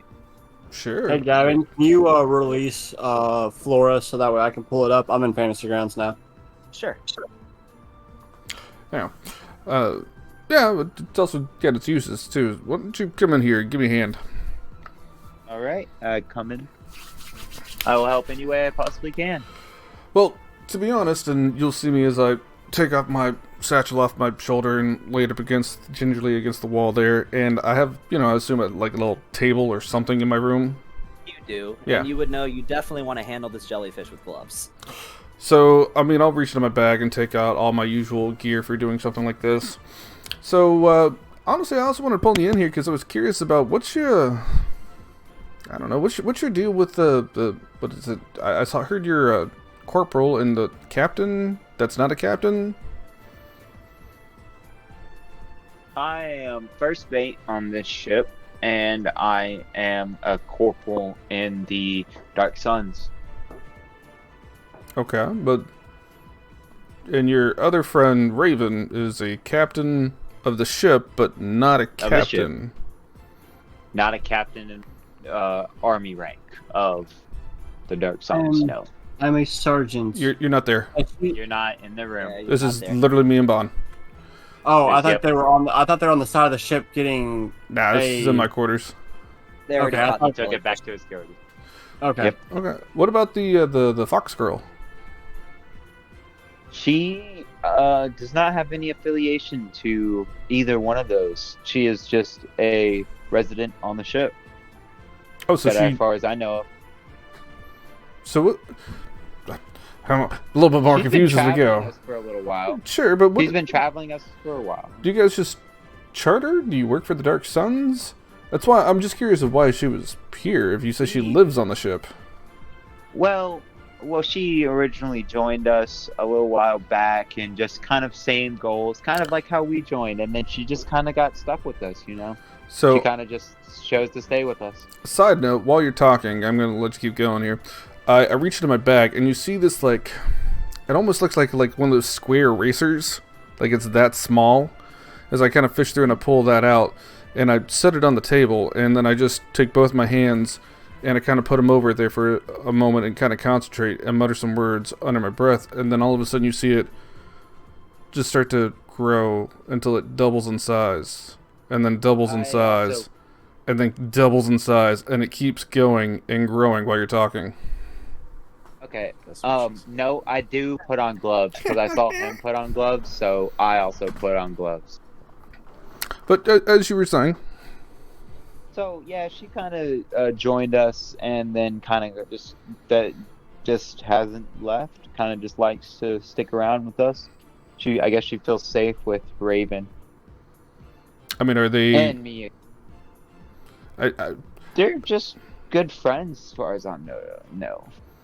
sure, I'm not trying to get anybody's personal business. I just didn't know, what it is, who it is I'm traveling with. First, I think it's a base professional, cool-looking ship, and then there's a bunch of skunk weed and explosives. So, I just want to get a feel for the situation a bit, I guess. Yeah, she gets a little skittery, so she likes to calm her nerves. All right. I mean, but these are all trustworthy people. I assume if you've been traveling with them for a Yeah, while, including her. Yeah, all trustworthy people. I haven't had any problems with them. And to be honest with you, I will tell you my intentions. I do not steal from the. I do not steal from anybody who does not wrong me or wrong someone that, basically anybody who's being a real douchebag kind of. So I'll tell you this: when we were at the crowd and they were throwing stuff at uh Anand. Anand, I did a little justice myself and I snatched a little coin off of them. Not too much, just 75 gold pieces. But that's only because they were being, very rude and disrespectful. Sure, it's easy pickings in a day. And yeah, and basically anybody who's traveling with us, I don't steal from. I know better because y'all are obviously going to see that it happened, and I'm not going to steal from people that I have good trust with. And as far as I'm concerned, y'all are not bad people, so you have no worries with me. Appreciate that. And of course, you're helping me out with poison. So what reason do I have? Well, that's the thing is, I find that it usually helps to, help out the people. Yeah, I saw that. It usually helps to we just kind of ignore help the people that you're with. And to be honest, not to be foreboding, but be careful if you stick your hands in my bag. There's obviously a lot of components and things that might not be favorable if you're just don't know what you're getting into. Yes, I do see that. And so why are we using this jellyfish again? Well, I'll show you. I don't see the point. And at this point, this eraser thing that was just growing, as more you can see as it's growing and enlarging, like you can actually make out like it wasn't this like it was this little glass case, but now that it's this large, you can see there's beakers and tools and different things, and it's an entire alchemy set that is all of a sudden just growing out and becoming like taking up the entire expanse of this table. It's like a full a full kit and everything set up all right here, and it just finally completes growing. So Hey, Gavin. Yeah, give me just a second. Oh. You guys can keep doing your thing. I'm listening. I just. Well, no, I was about to tell you. So Raven is currently walking around the ship looking for the mechanical crab. Its name is Coconut, by the way. And I'm just off in my foxhole playing music to myself. Do I have a quarter? Playing the guitar, hurdy-gurdy, or harmonica? Guitar. Gotcha. Okay. Do I have a quarters that I can retire to? You would have your own room. Yes. Pretty simple room with mainly just a bed and a desk, but you have a room. Yeah, Raven gave you a key. Ah, okay. I'm very antisocial, so once people start talking and whatnot, I just kind of quietly go to my room. And you find they do have some light reading on a bookshelf. You see one book that's the lusty lizard folk made. You see that on the ship. The lusty lizard folk made. Oh, I remember that book. Oh, sorry. I had to have a copy, man. I had to have a copy. Can I want to add the take the time to add the gaseous form scroll to my spell book. Okay, yeah, you can do that. So it's going to cost you some money. I'm deciding I'm going more money-based with you guys doing this rather than tediously requiring you to gather ingredients. It's just going to be a solid gold cost. So Okay. that's going to be 286 gold pieces for you to add that to your spell book and 2 hours of your time. Okay. So 286 deducted from what's existing, and 2 hours, which we're not. No, I'm at you've least got I'm not. plenty of time. Yes. I wonder if there's anybody else here who has any scrolls they don't want. You're welcome to ask. Uh, By the way, the reason you guys got disconnected is because I had to step away because I've been drinking some margaritas. So I disconnected my direct line wireless. I didn't know that would disconnect you guys, but GG, I'm sir. hooking back up now. I would So, like to ask, actually. I'm sorry, real quick, Marte and Gavin. Yes. In the player's handbook underneath Wizard, it says it's only 50 gold per spell level. Oh, Is it? Yeah, Okay. it's under the player's spell. If you go to wizard and then you go to spell casting, there's actually a sub part 4. It says like your spell book, and then copying spells into the book. It's level 2. Yeah, Yeah, so that's just going to it's- cost you 100 then. I was It mistaken. says My bad. for each level of the spell, the process takes 2 hours and 50 gold pieces. But then you also need to pay for the paper and the ink every time you do it. So every time you do it, you got to have a whole new stack of papers to go along with it.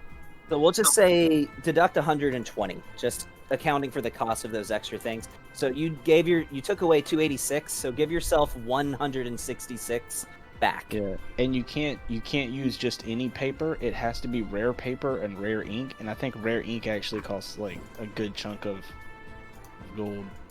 I'm not for certain on the ink, but So what's yeah, Gavin, what is it going to be going forward? So we won't have to debate it next time.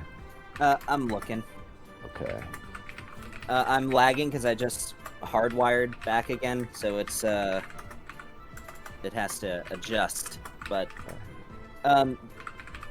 you know what? Just for the sake of brevity, I'll figure it out later. If it's more than this, then it's my mistake and your benefit. Just it'll cost you 120. Okay. So I'll just deduct 120. All right. Instead Back of the to our 286. conversation on what this jellyfish does. We may. yeah, I'm so, sorry, guys. Yeah, let's get back to My bad. let's get back Okay. to what they were doing with the jellyfish. Okay. It's like no problem. I was just, directing it back there. It's fine. Yeah, anyhow, so the thing became a full alchemist kit, and I will go ahead and start basically using some of the tendons and everything of the jellyfish to start extracting some components and whatnot out of it, and to make some poison. And I'll just have him help me out for a bit to make that happen. And Han, there's a moment that's I won't say shocking, but a little disconcerting as you see him put this jellyfish into a big mortar and pestle and just squish, literally grinding this live jellyfish into a paste. Is it? Should you be grinding the entire thing or just the tentacles? I know what The I'm whole doing. thing. Okay. All right. Yeah. I mean, And you're the it's expertise. a little gruesome to behold as he's just grinding this living thing into a paste. In this See, mortar if and you just pestle. do the tentacles, the sounds. poison will work. But if you do the whole thing and get it in there, when you hit somebody with this, it'll also give them the flavor of butts in their mouth. Oh, yes, that is actually. You know what? Oh, I love your thinking, Lucas. You and me are gonna be great friends. I love your thinking. So I don't know if you want me to. We've got a roll or it happens or what. Give me I don't know if I a can help with poisoner's kit assisting. check. This is gonna be your intelligence. Just give me an intelligence check. Add proficiency. Can I Okay. help him? Can I offer assistance? Like Are to? you proficient with poisoners kits? Well, I mean, Nah, he's I'm helping me with the not. process. I Yeah, can really you're- like coax so- him through. Yeah, you can help him. So give yourself advantage since he's helping you. And you said just intelligence with my. Add proficiency. Oh, Yeah, so that's that's 25. A pretty good one. How much Yeah, was it? so Is my flagging? you haven't made this a ton of times, but you've done it enough to where you can get through this whole thing pretty much on memory alone.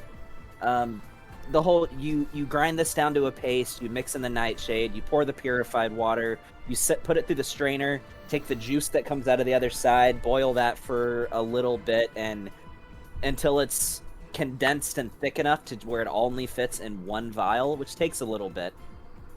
But all in all, the process goes successfully. Cool. I'll throw a stopper on that. Whatever you're going to put it on, it'll take about a minute, like a full minute to be able to apply it on something like that. And then it'll last about an hour before it won't be effective anymore. So plan accordingly, but it should come in handy for you. So I can just like drop it on it, or is there a specific way you have to? So I'll walk him This through the process vial is of doing called it. A bloodlight poison, by the way. That's the name of this Okay, jellyfish. It is so a bloodlight jellyfish. Question: with the drow poison, does it go bad too, or is Yeah. it just Yeah, after So- applied, it has a shelf life. Just as a, so me and Gavin had to kind of work this out for technicality. A lot, if it's a vial of poison, it can work on what do we agree on? 6 pieces of ammunition. 6 pieces of ammunition. 6 pieces of or one ammunition weapon. or 1 weapon. It takes a minute, so it's not like an action to put it on. It takes a minute, and then it's good for an hour. Okay. So basically, I get my drow poison back and this new poison and my bullets back. Okay. Yeah. And you know how to apply that yourself. You just have to let whatever ammunition soak in the poison, and let it really get into the pores of that metal, and then it'll be good for about an hour after you let it soak for at least a minute. Okay, cool. So I gave him 6 bullets. That means. All right, cool. What would happen if I dipped Mage Hand in poison and then used it to slap you? Well, it would depend what type of poison it is. Some are ingested, some are contact, some require a wound. If it's a contact poison, could potentially work, assuming you don't ever dismiss the Mage Hand after touching the poison. Sure. Why did you guys just get disconnected? You tell me. Maybe Anyway. it was because I just hardlined in. My bad. Next time I'll just call a 5-minute break rather than try to take my whole laptop with me. Anyways, all right. Thank you, Lucas. That will definitely come in handy. Sure thing, man. Like I said, we gotta look out for each other out here. That's my son. Yeah. Yeah. By the way, Lucas is his son's name. Oh, it's my brother's name. Well, that's actually a coincidence because it's my character's name. Yeah. Hey, guess what, guys? It's my nephew's name. Hey, guess what, guys? It's my name. Oh, yeah. So, did I find my crab yet? Yeah, you find your crab. Alright, I'm gonna literally just walk around the ship petting the crab.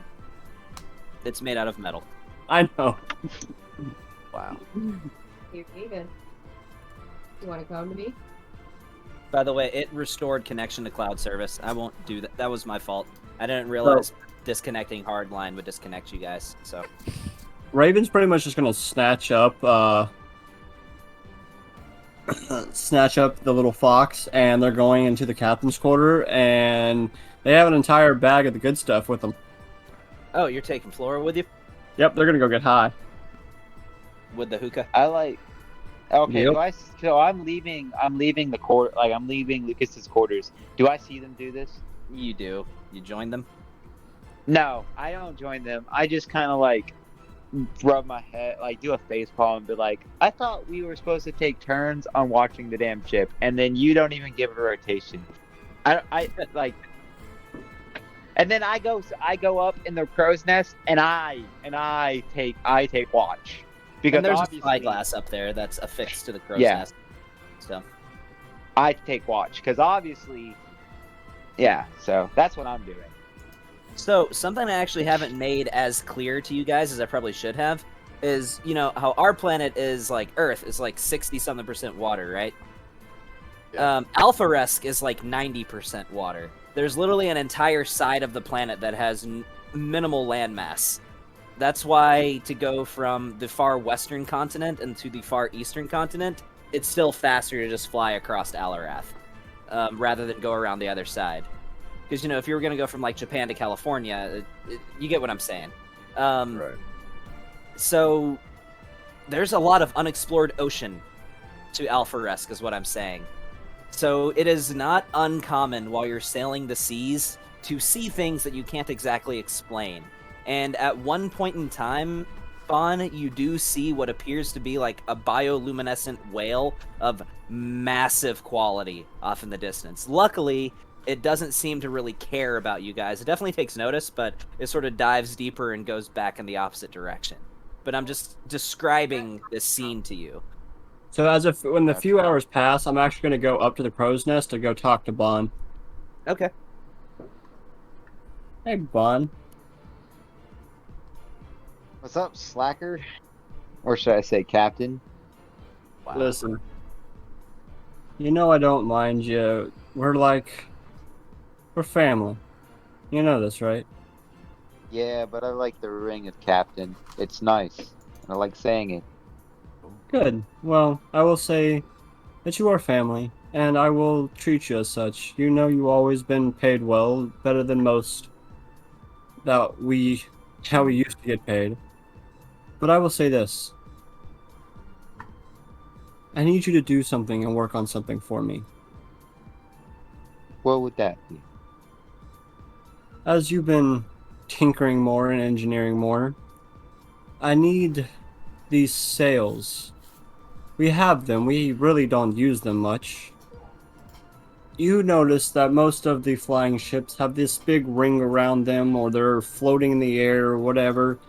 I want you to figure out how to help me make the sails when they drop make us become airborne. So that way the sails will actually propel us into the air and keep us afloat. Something different, something new. Okay. Something that no one has I mean, our ship is pretty from bow to stern, top to bottom. I would love for them to see the underneath of it that doesn't get seen very often. I I assume want the after ship we to fly. clean all the corals off and sea urchins. Well, that's why we have Jason. I'm pretty sure he can go underwater, and he has the claw hand things. He can clip them all off for us. Yeah, he's got lobster claws. So to describe you guys, this is my bad for not doing so. This person that they have on the ship with him named Jason is a Simic hybrid and is a race of people that not a lot of details are known about. You know that they originate from Falthansia, but it's just some of them look like elves, some of them look like humans, some of them look like gnomes, but they all have something in common, that they have a variety of either reptilian or aquatic biomodifications to their body. You know that there's definitely something synthetic about them, but their whole purpose for existing isn't widely known.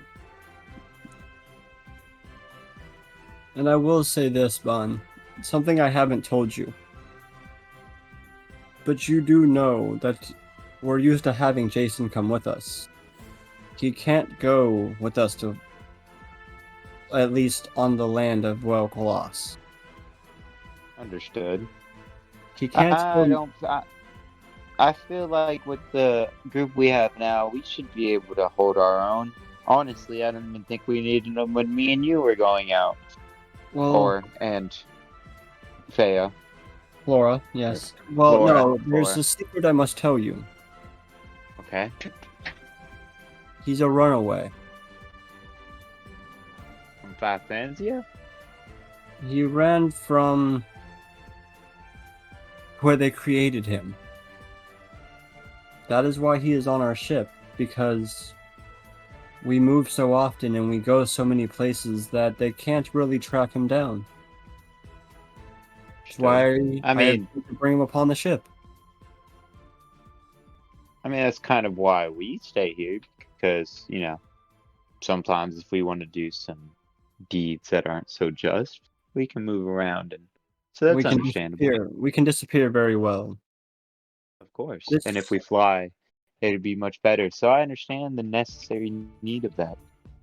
And you have to understand that we need, even with this new group, we need to be very secretive about what we do and what we used to do. I don't fully trust them all. It'll take time. Everything takes time. They don't need to know that we were pirates before. So be careful on what you say and who you say it around. I know you're young, but you will learn that sometimes don't necessarily lie to them, but don't give them the answer that they wish. Understood. I despise lying. I don't like it. It's not my thing. If I'm going to tell you, if you ask the question. Make sure if they ask the question, answer their question. Unless they ask the right question. That is the Good. key. But if you wish to go get some sleep, I can take over. Okay. Sounds good. And I go to my quarters, but I kind of take a nap, but then also work on the sails, I guess. And before I go take a nap, I kind of look at the sails and kind of think or like picture how I would do this, and then I'm going to go draw it and make what I'm talking about, Gavin. Like Yeah. Make schematics. draw out plans, So, make schematics for it. As far as doing this, you're confident that you're capable. However, converting a steamship by sea into an airship is a massive undertaking.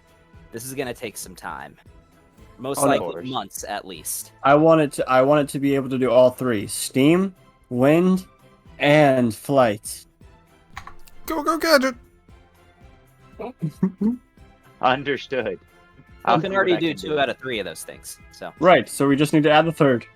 Yeah. Yep. We need a switch somewhere up on the steering column that we just hit this lever and it lets us activate it to fly.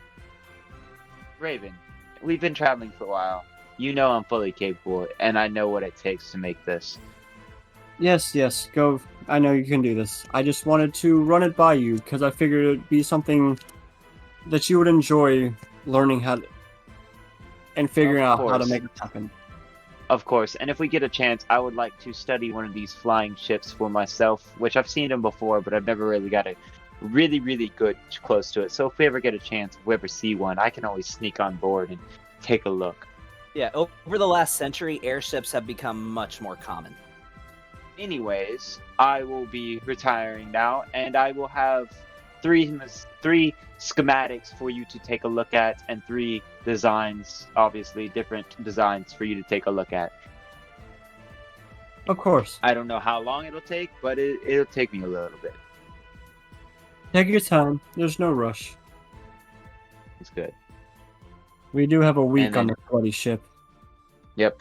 And then I go and I work on the designs for a little bit, and then I work on my suppressor for a little bit, and I work on my my spyglass, the attachment. So All that. inventing this suppressor is going to take 100 research points. So just give me a tinkering check, and I'll tell you how many you're able to get over 7 days. On a good roll, I'll give you 7 points towards the 100 to invent this suppressor. Okay, so Be on the lookout. where am I doing the tinkering check? Give me You know what? I intelligence also or get- dexterity, hold whichever is higher. Hold up. I also I call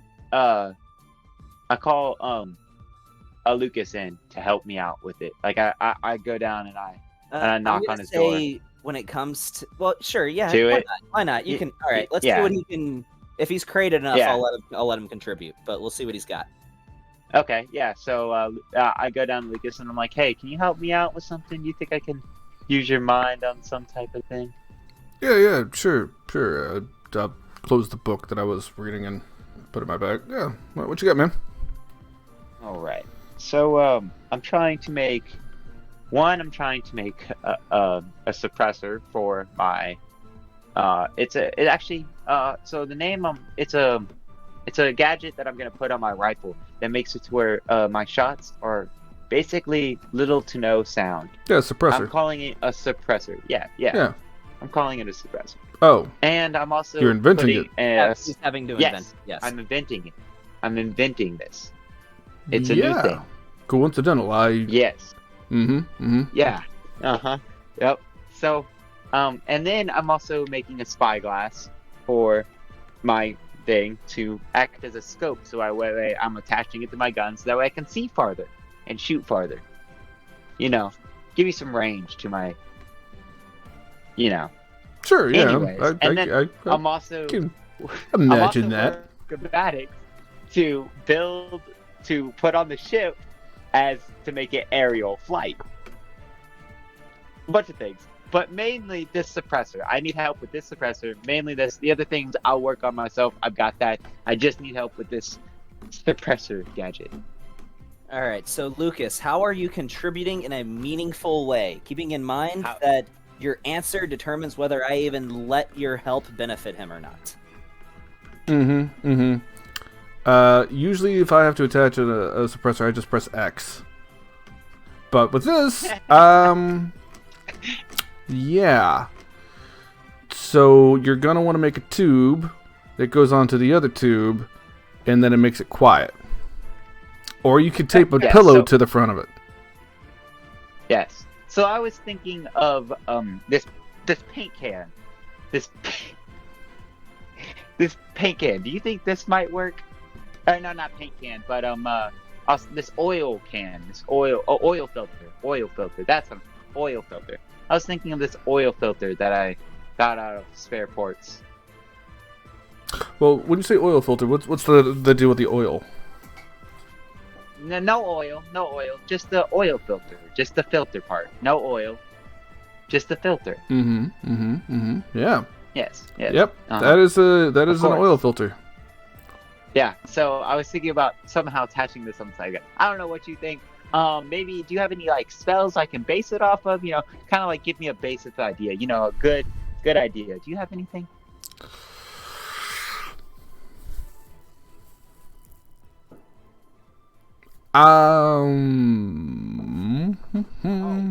Right got now, it. I know you're who can working on help. a +2, but not advantage. I know what I could help. Flora can sing us a song while we do this. Flora, grab would you like to inspire him? Would you like to inspire me, Flora? I would like to sing a song. I need a note. Can you give me a note, guitar guy? Can you give me a note? I need a note, guitar guy. Can you give me a note, guitar guy? Fine. Dude. Chill. I need a note. Before I do this, please, for the love of God, or gods, or what the fuck ever, take a deep breath for me. All right. Yeah, I got this. I just need a note. So I'm Can not I asking you to sing. Play a okay, single 'cause I know G you're, because you're. I know you don't want to have to sing, but just what are you playing for him? Just a single G note. No. Okay. So like a tuner note, basically. Yeah, Okay. just a very distinctive G note. Okay. All right. All right. So with all this, anything else you need to add to this, Lucas? Anything?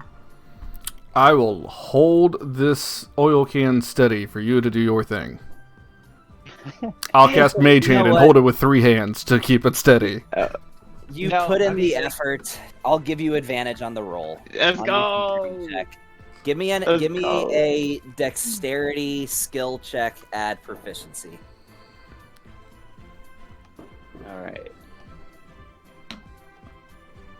Next. So, And after this, would that be for brevity, there's saves? a couple things I wanted to get to. So after this, we are getting to Calum. okay? Oh, so my abilities? Am I doing an abilities check or like Yes, what am I a doing? dexterity ability check. And then after this, we are getting to My- Calum. Wait, do I get advantage on that? You do I get advantage on that? Yes. You get Okay, advantage. thank God. All right, that's my. Oh, fucking Jesus Christ! +4 to that. Plus, wait, am I adding the save +7 or am I adding the You're- +4? Adding your proficiency bonus, so So that would be an +7. 11. So Well, I'm gonna give you 11. 5. I'm not gonna give you 7, but I'll give you 5 points to your research. Hang on. So Did go he ahead get into your- Bardic Inspiration from Oh, Flora? he does. Yeah. So roll a d6 to add to that. Okay. To add to that 11. Do you? D6. Okay. Oh, that's a 5. All right. Let's I will go. give you 7 points towards your research to invent a suppressor. Put it in your notes. Let's If go. you don't add it, you All don't right. have it. So Okay. All right. Thank you, Flora. Thank you, Lucas. If you need any assistance from me, I'm happy to help. I'm gonna go back and take a fox nap. Please don't disturb me. You go ahead. all right. So before we fast forward through the week to get to Calumlux, is there anything else anybody had that they wanted to take care of, or can we fast forward about another 6 days? Let me grab Brandon real quick just to double check. Okay, sounds good. I mean, I would have just. I guess the only productive thing is the recipe for the scorpion poison. I would have added that to my thing, but in 6 days. Yeah, you would have that. So, okay. So just note it somewhere. I'm good. If you will. I'm just keeping watch. All right. So the day started on the 2nd of Frost March. By the time you get there, it is now the 9th of Frost March. By the time you get there, I am literally crossing out my calendar. I was serious when I said we were keeping track of the date in this campaign. So it is the 9th of Frost March, the 9th day of the new year. And after about a week's journey, during about the early evening, probably about 2 o'clock or so, you begin seeing land in front of you, not to your left, like you've been seeing for the majority of your travel. And in front of you, you see what appears to be black, barren landscape. This dock of blackened wood extending out, and it is not a good dock like you saw in Sea Shroud, which is a major port city that handles a lot of the trade for the continent of Alarath. This is very ramshackle, to the point where your boat fits, but even a boat as sort of medium-sized as yours feels a little too large for this dock. But you are able to dock successfully with some masterful piloting from your captain. Okay. I had to hold my breath for that one. Ooh, I hate docking here. I've only done it once before, but it is definitely a trick every time. Yeah, there's probably about 2 feet to your right before you're touching another dock. You just fit into this dock. Now I will say, careful when you get off the ship. You might just fall through the dock. Captain, can I speak with you for just 1 second? Of course. So, I've been kind of watching everyone for the past however long we've been on this trip, and I've noticed you take a lot of breaths. Have you ever considered quit smoking as much? You might be suffering from some type of asthma or lung cancer. I'm a doctor, so I kind of know what I'm talking about.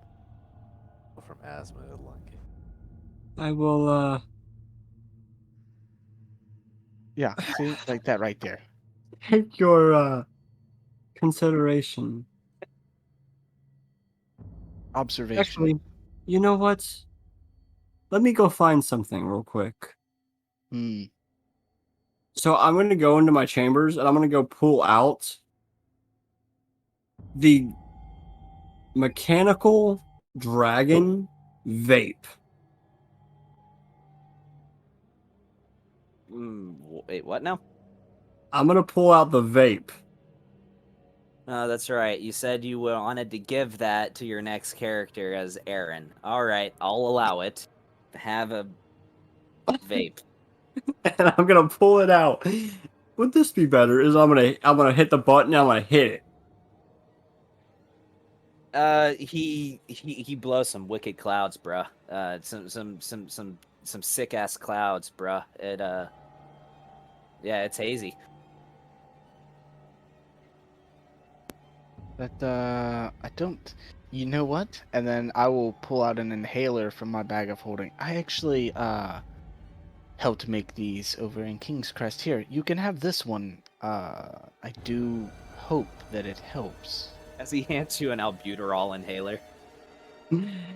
She shakes it and hits it real hard, and then hits the vape again. I only have like 2 of those left. I go back and get the inhaler. It will save your life one day. Add a inhaler to your inventory if you want. Okay.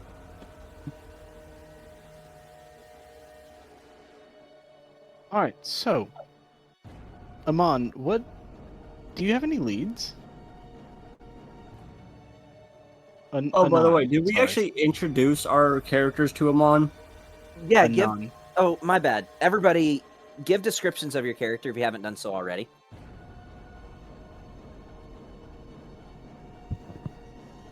I'll start. So Raven is wearing a very skimpier outfit and all leather, but the leather is carved to be having like shells covering her breast and fish and sea creatures all over it. She wears a rather large, like it fits her, very slender fitting captain's jacket with a Ouroboros on the back of it. She is also wearing thigh-high leather boots, and her hat seems to look like a raging storm above an ocean, in a raging ocean, with the symbol of the dark suns on the side of it. Long white with blue streaks through her hair. And you also notice that up the side of her neck, the side of her face, and a little bit across her breasts are what looks to be this bluish, purple tinged scales running up. Other than that, she looks to be elvish.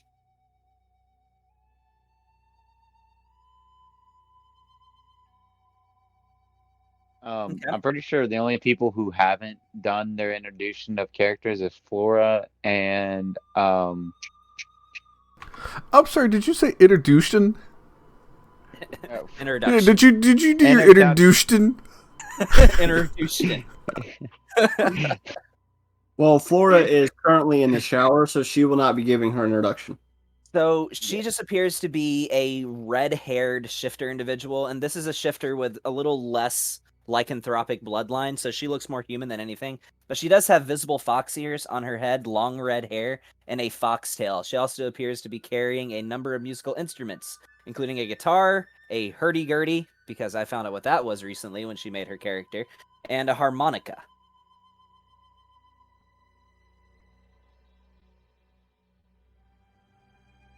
So, did anybody check to see if Marte was actually there when we started describing the characters?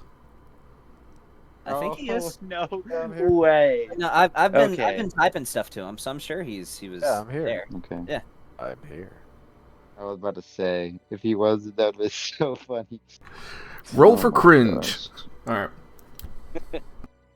So, as you arrive on this dock, you see a couple other Awakened Vold individuals whenever you get off the dock, wearing very raggedy clothes. Ooh, Appears to be that's just a natural 20 for cringe. So they're wearing just like basic like brown linens, gray linens, white linens, just enough to keep themselves clothed, basically. Nothing special. Boots, many of them wearing that looks like they could have used a new pair probably a year ago.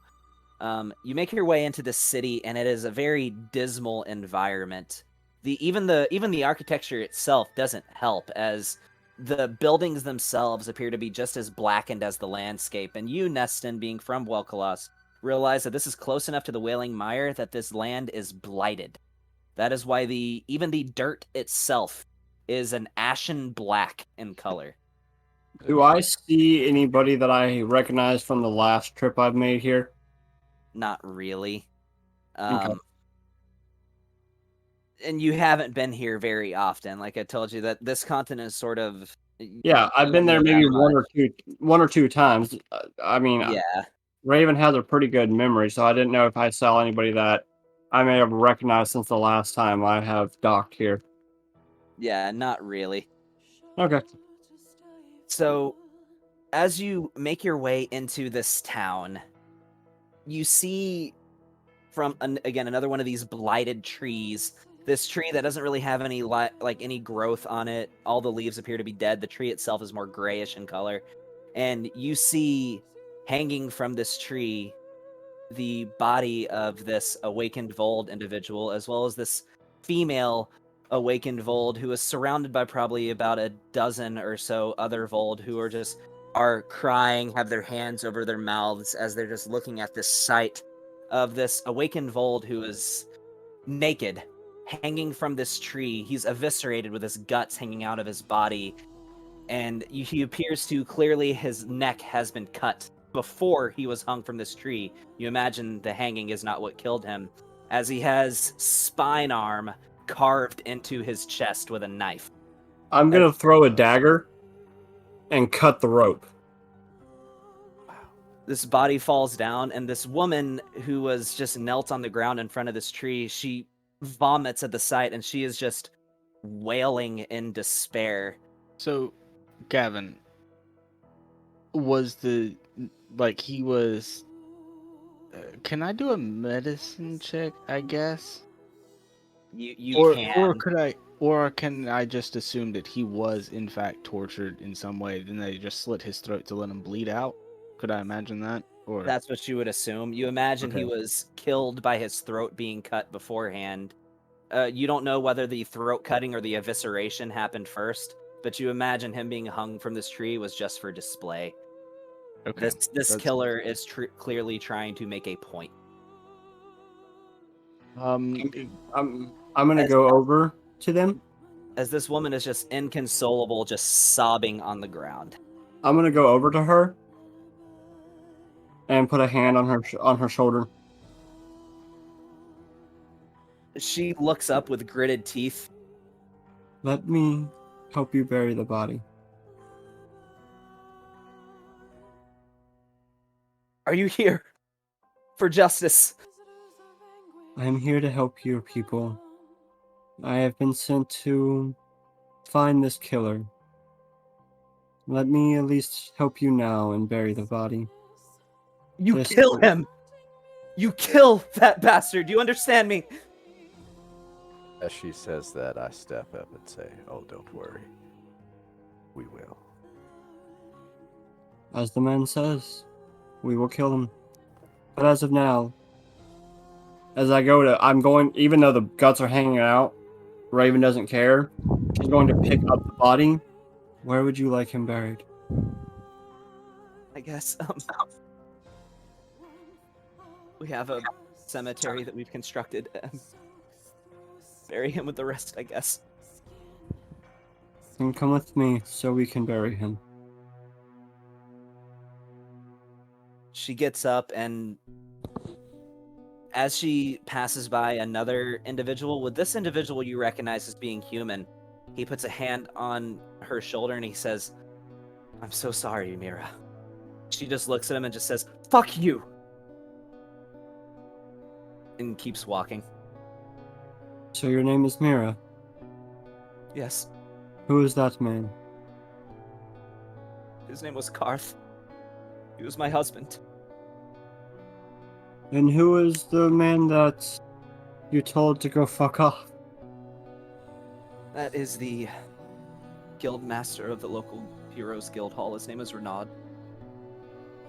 Well, I will tell you this. I am newly member to the Heroes Guild. Have they been treating y'all badly? No, Renaud, he's been treating us just fine. He was deployed here probably about a year ago as a new member of the Heroes Guild to run a guild hall, and he's been nice. He's not like most humans, but I feel as though he could have done more to get you here sooner. If you'd only been here sooner. Oh, by the way, Raven's scales will tinge to a deeper blue, or like a sorrow blue. Okay. Visibly, like she's not caring.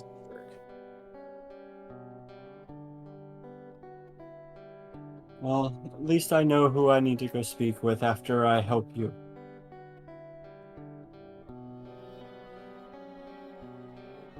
She just walks in silence, and after the sorrow sort of passes, she just has this stunned look on her face, like she kind of didn't think it would happen to her.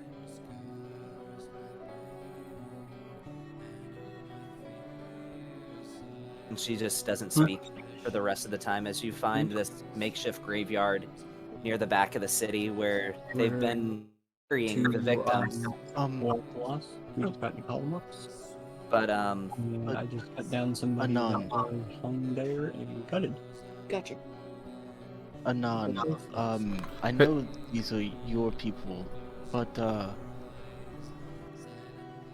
do you want to speak with him?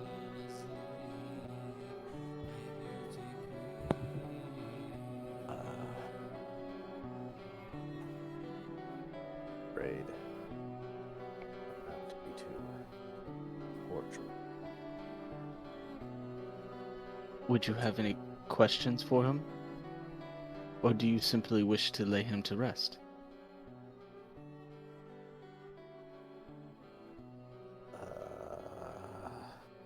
Words aren't really my strong suit.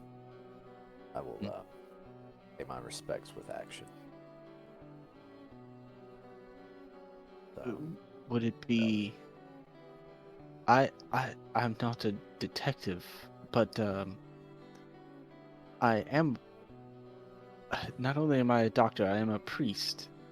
But a detective I am not, unfortunately. I can speak with the dead, as it is part of my religious domain, but normally it's to give comfort to the family.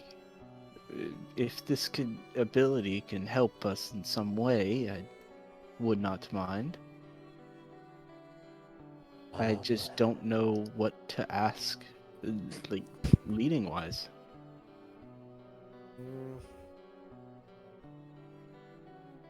These are your people. I will leave this decision up to you and the missus, of course. Yes, she's standing here with us while we're speaking, right? Yes, she is, but she's not saying I a w- word. I thought we and her walked off. The whole group did, Oh, okay. Yeah, I mean, but she's walking with you, so I would've- everybody is in, within just a few feet of each other. I would have Oh, kind wow. of pulled Amon back for this conversation.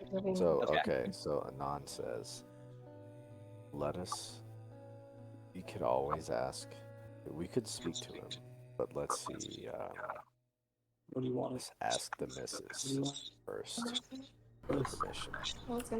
Hey, Right. Brandon, you're coming over on your mic. If you would mind muting, please. Thank you. I keep forgetting that my mic is so good. Your mic is good, but it picks up a lot now. So you have a good mic now. Remember that. Yeah, I gotta remember that. So I say this a little bit louder so other people can hear.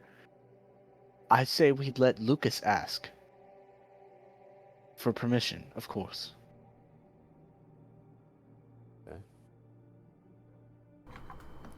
Well, yep.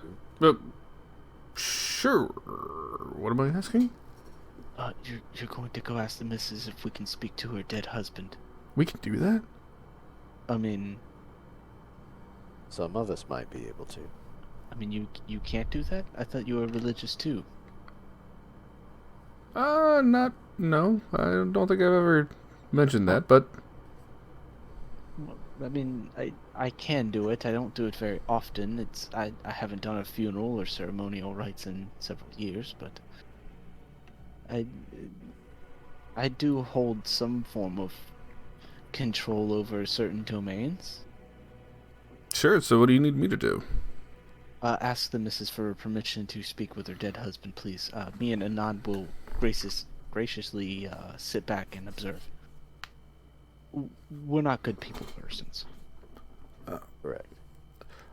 Also, it should be worthwhile mentioning, as soon as I saw Raven throw a knife towards the crowd, because I don't know how these people work, I would have gone ahead and cast Mage Armor. Just throwing that out there. But He threw it at the rope that was I didn't know that at first. I just see, like, this is a crowd of people. One dude ran out into, like, the crowd and started shooting a gun off in the air. And then this dude, like, first thing he does is walking up, to this group of people and, like, chucks a knife in that direction. I was like, Mage Armor? I don't know. He was being respectful and cutting the body down. I know what he was doing. I'm just saying Lucas would have saw him chucking a knife towards the crowd and instinctually cast Mage Armor. So, there you go. Okay. So, I see him respectfully throwing the knife, and the body just goes, ugh. Right. Nobody caught it or anything. It just, like, literally flopped to the ground as literal dead weight. All right. Anyhow, I'll take off my hat and I'll just kind of hold it, because I'm trying to be respectful here, and I'll walk up to the what do you call it, the widow. Excuse me, Miss Mira, was it, if I heard that correctly? You'd be correct. Listen, my friends and I would love to be able to help you. One of the ways that we might be able to do that is if we could actually, with your blessing, speak with your late husband, just to see if we can get any more information. It won't hurt him. It won't cause him any suffering, but it might give us some more insight to bring whoever caused this, to bring him to justice. But we didn't want to do this without your approval of it. Whatever it takes for you to kill this bastard. She says, barely being able to get the words out. Alright, well, this might be a little discomforting to watch, even though it won't cause them anything.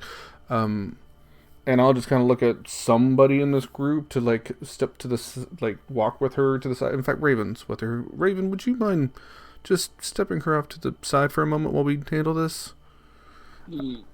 Yes. I'm gonna lay the body down, kind of set him up against a rock, and just be like, I will handle this. No problem. Just make it where she's out of sight for seeing this. It would be very...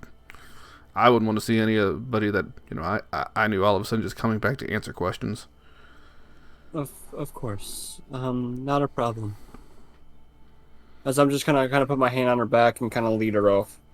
And then I'll just turn back towards Neston and just kind of open my hand as you have the floor. Anon, could you please help me with this?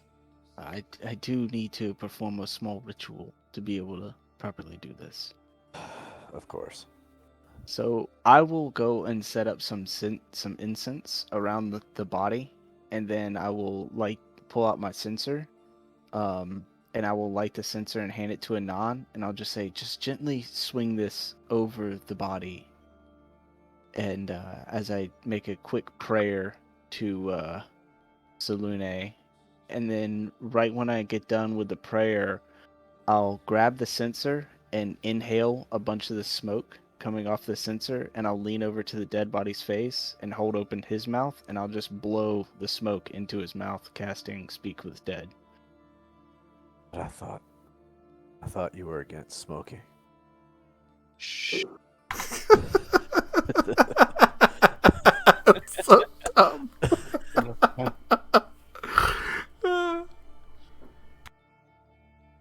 So,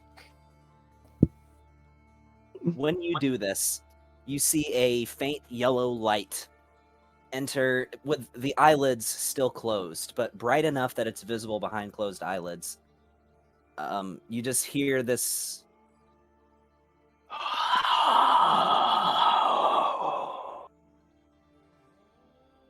as you see its head slightly tilt upright, contorted into this inhuman position, and you imagine the spell has worked successfully. Anon, quickly. What questions do you have? Ask him who did this. Who did this to you? A man appeared to be human. Is he speaking in common? He is. Okay, because I know that's one thing that could fuck this spell up. Right. I'll just frantically look back at Anon and shrug. I'm not an investigator. I don't know these questions. Right. I normally just ask where did you put your final will? Ask him where you got attacked at. Oh, Yeah, good point. Where were you attacked at? where were you attacked at? In my home. I look back over at everybody else and shrug again. Did he see the attacker's face? I mean, he said it looked like a man, but you could ask something else about it, like, did he have any More descriptive. identifying features? Did he wear certain clothes? Did he have a tattoo? You know, things like that. Did you see any way that we can identify this person? Black cloak, blonde hair, blue eyes, Scalder. He says Scalder, which is one of the sub-races of human. What type of weapon did she get killed with? A double blade. He can't ask questions. It's just me. Oh, that's right. Yeah, to be honest, but yeah. you can take that as a free piece of information then. Oh, yeah. I mean, I figure we could probably get that from just looking at the body anyway. Maybe like a medicine check or something. I don't know. But anyhow, sure. Any markings on the blade? Let me see. I don't think you're involved in the questions, as they pointed out, unless We can- No, I'm asking. I'm talking to Right, we Neston. can suggest questions, but how many questions do we have left? Like 2? 5. We 5. You have 3 left. Okay. 2 left. So I gave you the double blade as a freebie. Because Yeah, no, that would have been the 4th. Oh, okay. I will. Can I make a suggestion? well, you're off with the widow. I understand, but I can still. I didn't take her far enough to where I can hear. She just can't see. And this corpse is speaking in a low volume. Pretty much, it's like, she's far enough It's away where she basically wouldn't be Neston. disturbed by his voice. I'll put it that way. How It's basically whispering to Neston, right? can you ask the if it may be the final question, if there was any last things he might have wanted to say to his wife? Your dinner was horrible. Why did you kill lasagna? That is normally. I never liked your cobbler. Okay. Just to maybe settle her a little bit. Yes. I know you don't really know how to do this, but that is typically the last question asked is for them to give final words. So we're looking for a very solid 4th question here. I can only do 5. So if we can think of a solid 4th, that would be great. And then the final one, you know, it adds a comfort level to the widow or widower to see the last breath and hear the final words. Anyway, Did you see the murderer? Well, He sorry. Hold on. no. Yeah. So That's not. I wasn't. That's. Let me finish the question. I was going to say, did you see him prior to the time you saw him killing you? Like, did he appear the day before? Or did you see him a couple hours before, mixed in with some people? What did you see him prior to your murder? I think I have a modified version of that. That might work a little better. Okay. I'd ask him if there's anybody that he was suspicious of, because then that would say like, yeah, this guy was following me, or like there's this guy that has been kind of shady around town, or like Joe across the street. I'm pretty sure it's him. I got it. I got this. Where have you seen your killer before you died? Yeah. Yeah. He resembles the guild master. Ooh. Okay. I never liked that nigga anyway. Neston will kind of lean up and motion for the widow to come over. She walks over, wiping tears from her eyes. And she sees her husband with his neck contorted in a way that it probably shouldn't be able to, with these golden lights in its eyes, and you see her cheeks swell up for a moment like she's trying to hold back a vomit, but she chokes it down. Ma'am, can you please just kneel down and take a breath, and then I'll lean over to the body and I'll ask the body one last question, and I'll say, "What are your final words to your wife?" Live happily. My sacrifice is hopefully one of the last. Your life is long. Voyages are made in Excellently. And I will see you in the great unknown.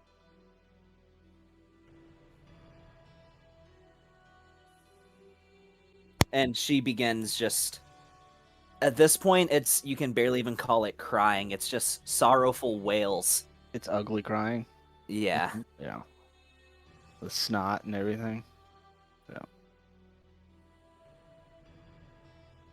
Yeah, Neston gets very uncomfortable around the crying, and so he kind of just steps back a little bit and he's a man of emotion. takes his sensor back. He has emotion. He doesn't like other people's emotions.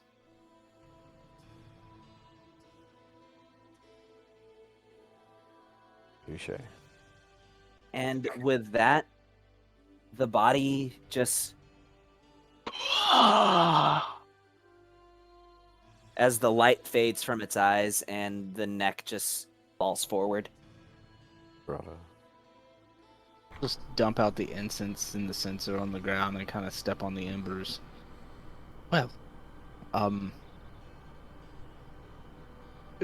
does anyone here know how to investigate murders?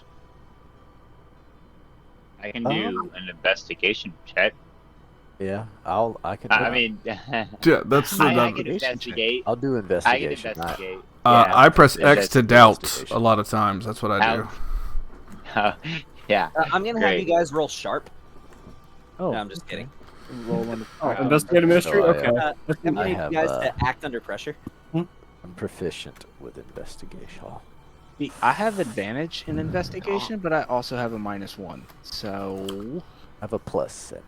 So before we just like start throwing rolls out here, I do want to actually take a minute to look at the body as they're doing this to see if there's any other hints, clues, like maybe there's a torn piece of cloth that he had in his hand or something, you know. That sort of thing. 26 good enough? So you're investigating the body, is that what you're doing, Anand? Yes. So you look at this body and as you're investigating this body and you expose some of the skin on his torso, Neston, with your medical knowledge, you notice some electrical burns, is what it looks like, on the torso of this man.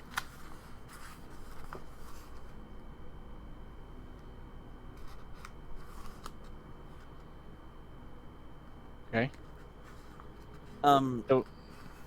So what? Like Anand just points it out to me, and So you notice Lucas? some burns, and to anybody else, it's just regular burns. But you can notice clearly with, like, the edges of the burns themselves are more charred than the middle. You know, it's from a medical standpoint, you recognize this to likely be electrical burns, as well as you notice a coinciding burn on the opposite side of the body as well, where the electrical current would have escaped. This man was clearly electrocuted at the time of his death. I would. And just one thing I apparently didn't write it down. What kind of weapon did we say he had? Double sword, double scimitar. What was that? Some sort of double-bladed weapon. Okay. Lucas, do you know about lightning? I mean, to a degree.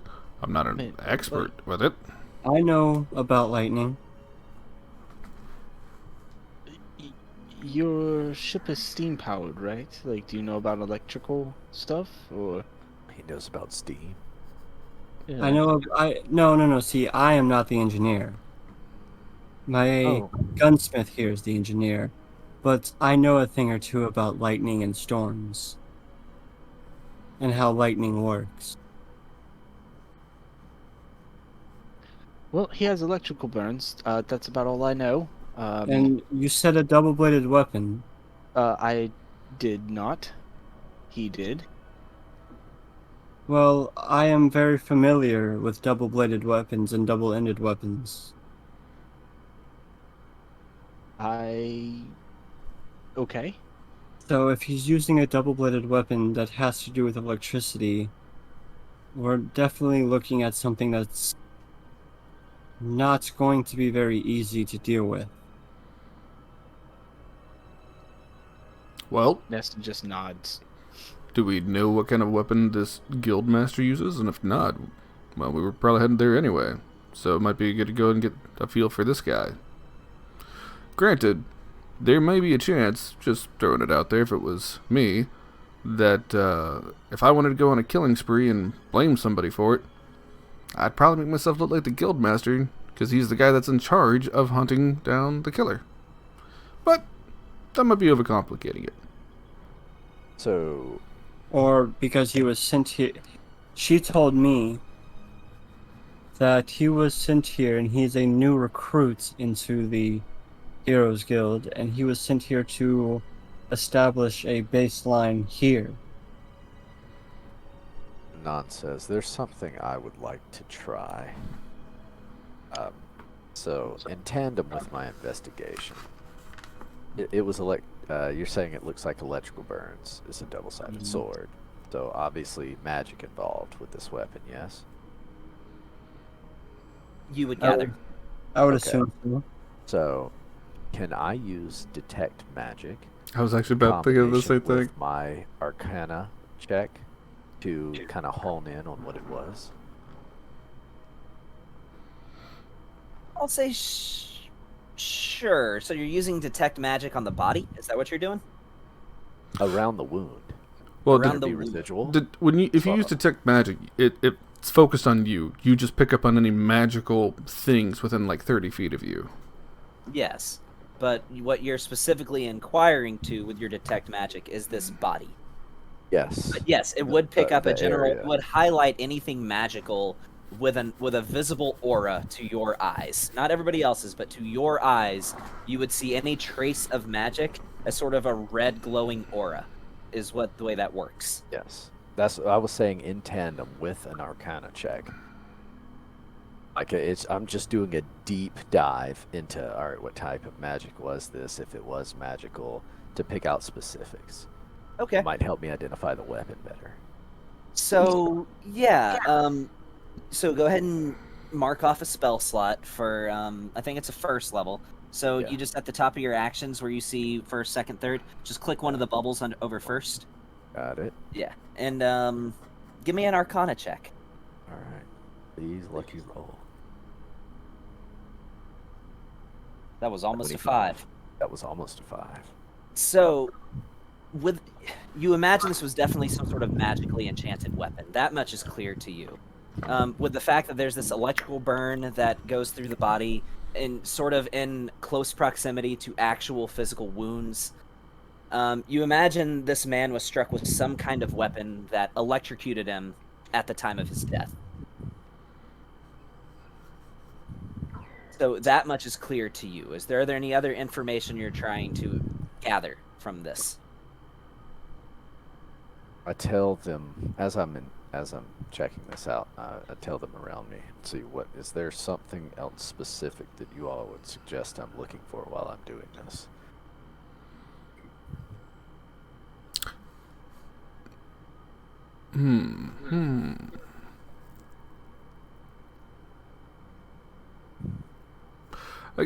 I would just again keep an eye out for anything that he might have grabbed. You know, look. Let's get like some CSI stuff going on here. So, Is there anything that yeah. like it might have been like hairs on his hands, like if he Gavin, was able can to I grab make a on medicine them? check to reflect off of what Sean's saying? You can Like, absolutely did make a he medicine struggle? So, Did he like like- attack the attacker? So, like, Sean, you're saying, like, stuff underneath his fingernails or something like that, right? Yeah, anything that might have anything that could be identifying, like actually identifying, because you can use an illusion to make yourself look like somebody else. But Since like, we're all if just, we like, actually yank somebody's rapidly- hair off, Right, yeah, I hear you. Since we're all just like ravaging this dead body, can I have advantage on a medicine check? Based on information you've gotten up to this point, I'll say sure. Poor wife. I am not ravaging. I am suggesting. By the way, suddenly, often, definitely not close by, but off in the distance, you all. You all.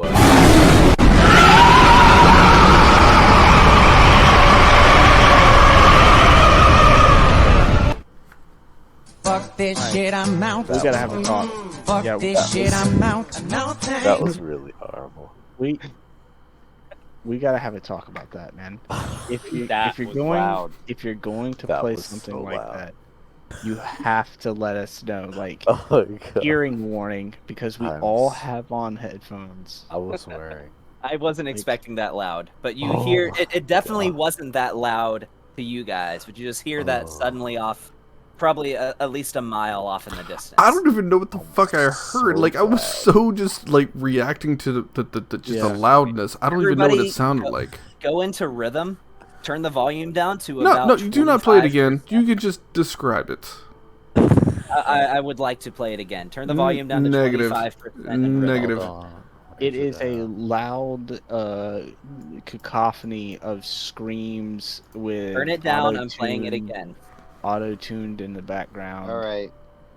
I'm You turning have it the down. volume Let's down just. to 25%. all I right, want you guys to rhythm. know what this sounds like because it matters. So Hey, right, Gavin, turn it down Give to us a 25%. Give us a 3, 2, 1.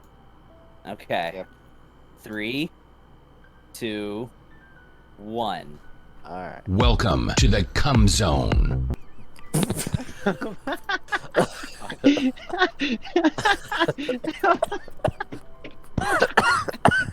I didn't play. It didn't play because I server muted it. That's not Oh. good. Let me unserver mute. That was perfect.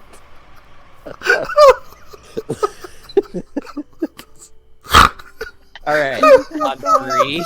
That's the best thing I've ever heard. All right, dude, you literally flipped out like. Hey, Gavin. Yes.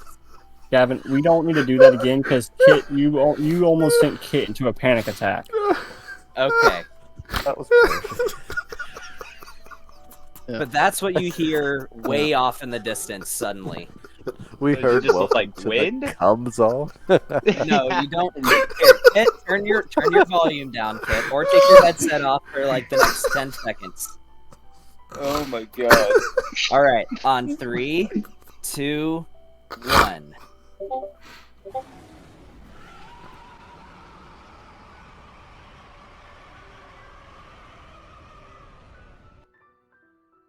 A beast screaming. That's what I heard. He shall roar. Yeah. Okay. All right. And then we welcome. I can't wait Then to welcome to the cum zone. Gavin, I think Yes. with as much knowledge as I do know, would I know what that is? That's a primal. yeah, that's a primal fold. Hey, guys, we need to get inside. There's nowhere to hide. I'm just clinging to It won't attack me unless I attack it. Yes, but I'm an elf. I can buy you some time. If Well- you want to go behind. Neston looks like he is like having a breakdown. Like he is visibly freaking out right now. I would So- have to Gavin. assume the best place we can go is probably the Heroes Guild, because they would probably have some kind of defense against this, and we need to go there anyway to check Yes. things out further. Yes. So, is that nearby? So Raven is going to pick up Flora. Tell Bon, you're half elf. It may affect you. Go. Hmm. Now, where? now, Bon, Yes. don't be a cocky asshole. Run. All right. Anon, Okay. Anon, where is the Heroes Guild? After There's a about building 20 that says seconds, Heroes you Guild. hear the scream again, and it sounds closer. Yep. Run. Let's go. Let's get it. Yeah. Let's boogie. shifting a little bit so I can move faster. Uh, I think I kind of agree. definitely. We're going towards the Heroes Guild. Wherever the Heroes Guild is, that's where we're going. We're searching. Do we see a building in the distance that looks like the Heroes Guild? You definitely see what is likely the Heroes Guild, but it is a far cry from the one in King's Crest. It don't matter. We're running to it. Yep. Is Anand running to it? Yeah, sure. Okay. So you enter the Heroes Guild and slam the door. You can see that they knew exactly how to respond to this. The blinds have all been dropped. They've been closed so that you can't see into the building. And that's clear to you when you've walked in, as the guildmaster says, "Oh, good. We were just about to lock the door." Yeah. By the way, Guildmaster, I have a Yes. question for you. I want to pull out the contract. We were sent here to do this. Yes, thank you for coming. I am extremely appreciative. The situation's become much more complicated. From about the hours of 6 p.m. until about 6 a.m., this primal, who we've taken to affectionately calling Edgar, has been spending his time within the city. I'm afraid that you may have signed up for a silver ranked mission. No, the difficulty of this is just spiked. The killer fine. has been performing his murders for about the last week or so since Edgar has been entering the city, during the time that he is here, making your job much more difficult, as you must traverse the city with a primal on the loose. What would you say the abilities of us killing this primal? Oh, you can certainly try, and who knows, after a gory battle, you may be successful, but I have no doubt that several of you would likely fall in the conflict. Gavin, what type of creature is a primal? It's an aberration. Aberration. Okay. Okay, so we have to hunt And down a they have killer. a challenge rating of 12, by the way, guys, just letting you know. So we have to Challenging at hunt down. 12. So let me get this straight. You expect us to hunt down a killer with a primal on the loose, probably attempt to kill the primal. So let me take this I into would not consideration. suggest trying to kill the primal. Let me consider this. Let me see this. If we kill this primal, I expect triple in payment. Yay, triple. Per person. Triple per person. Let me make this abundantly clear. I do not believe you can kill the primal, and even if you do, many of you will likely die in the process. I'm not worried about that. Triple the payment. If to say we do kill it, not to say we were trying to, if to say we do. Make a persuasion check. So, Gavin, is there a bar in this place?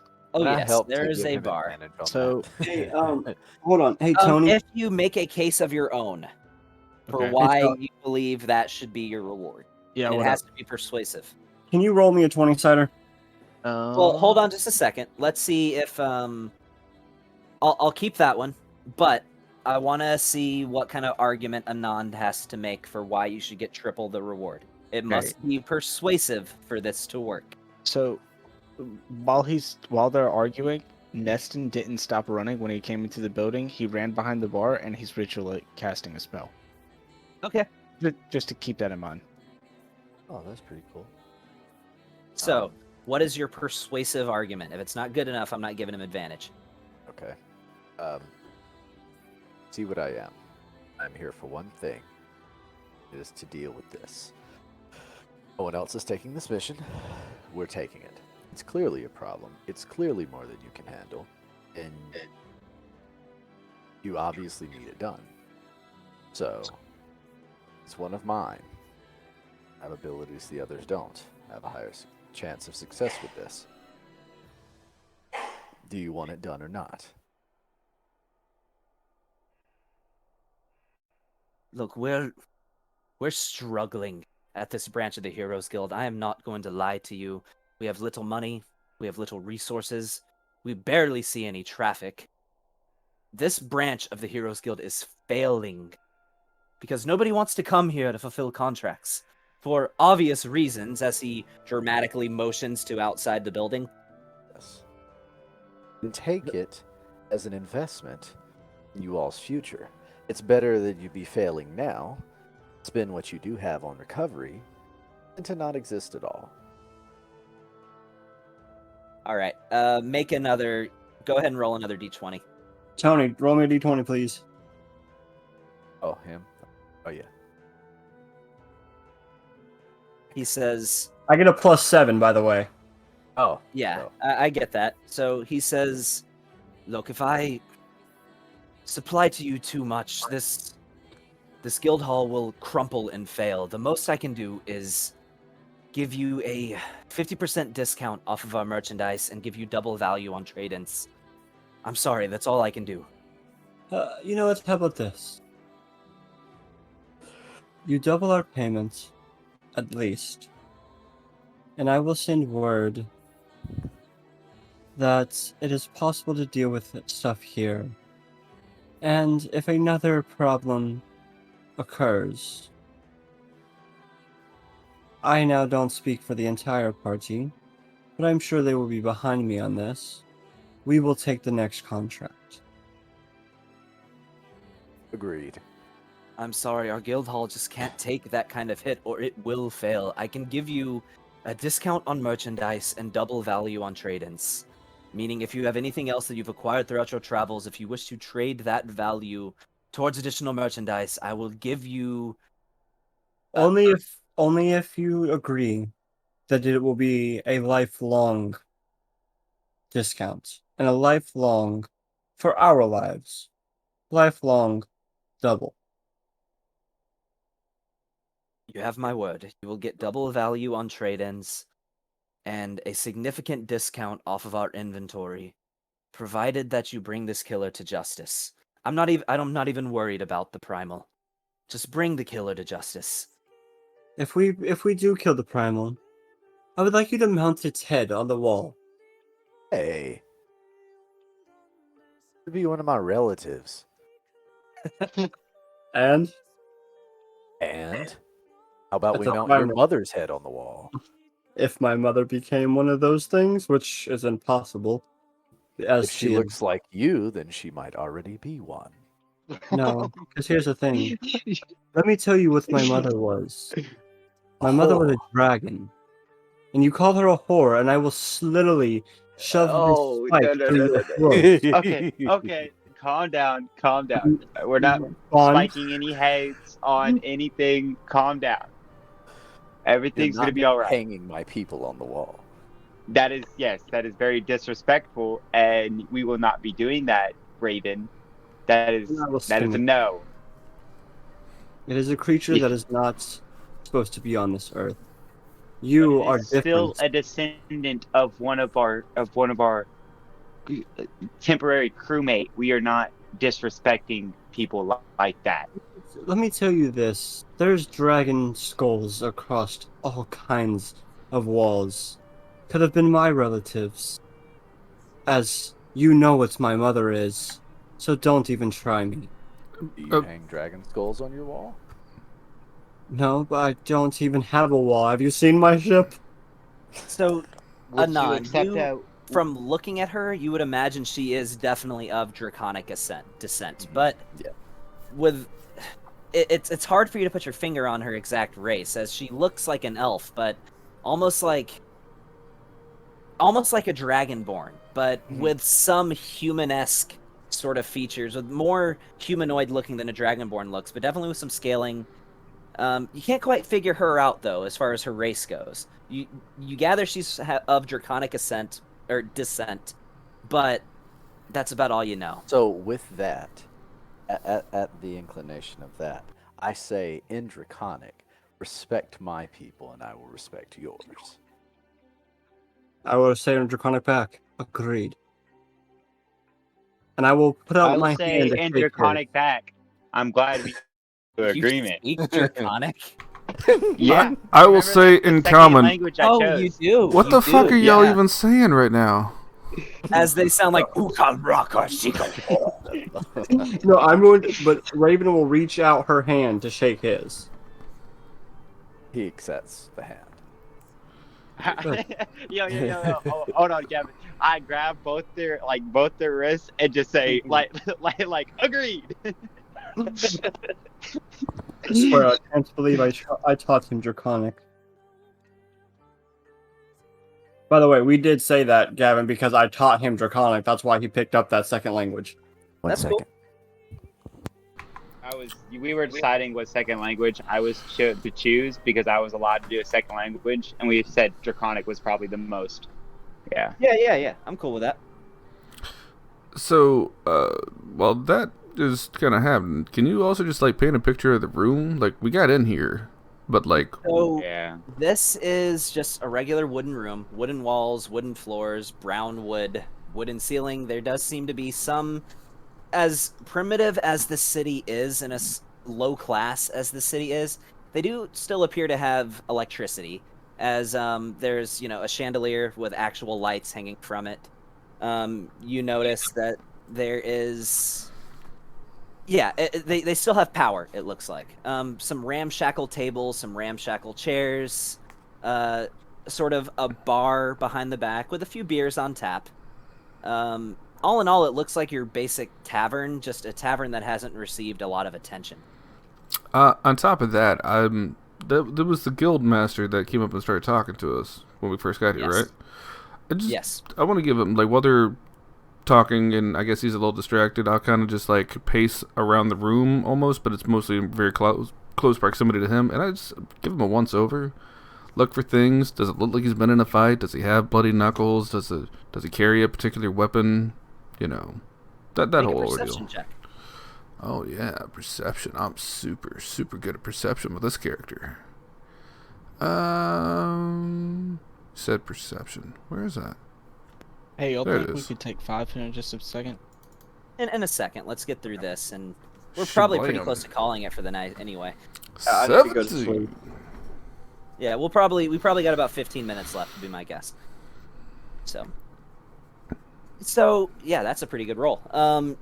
From him, he doesn't look like he has any wounds. No bloodied knuckles, no visible wounds. He carries just what looks to be just a short sword on his right hip sheath. He has well-kept blonde hair, blue eyes. His hair is kind of medium length, about ear length or so, I'd say. A little shaggy, but looks like he's definitely paid attention to it. So he carries himself well. White tunic, black pants, simple boots. Does he have a cloak? Doesn't look like it. And he is of the Scalder variety? Yeah, he is a Scalder human. Okay. Which you take just from the fact that he's fairly pale and he has blonde hair and blue eyes. Just Sir, okay. Raven's gonna talk to the guildmaster. Sir, I never caught your name. Renard. Renard is my name. Last name? Garrid. Wonderful, thank you. Garrid, in case you were wondering. Now, Renard, I will, I must say, there was not very many finer details in this contract here, so, if you may, can we sit, have a few drinks, and discuss more of the finer details and things? Of course, if you've taken the time to come all this way out here, you have my sincerest appreciation. Anything you need from the limited resources we have here at this guild hall, it's yours. Food, drink, lodging, anything. About this time, you see what looks to be this solid white, bull mastiff dog. Very large dog walks up next to him as he starts kind of rubbing his neck. So I'm just going to kind of step off to the side for a little bit, and I will kind of straighten my coat out, and as I do, I will put my finger inside my coat and point at a nod, and I will cast message.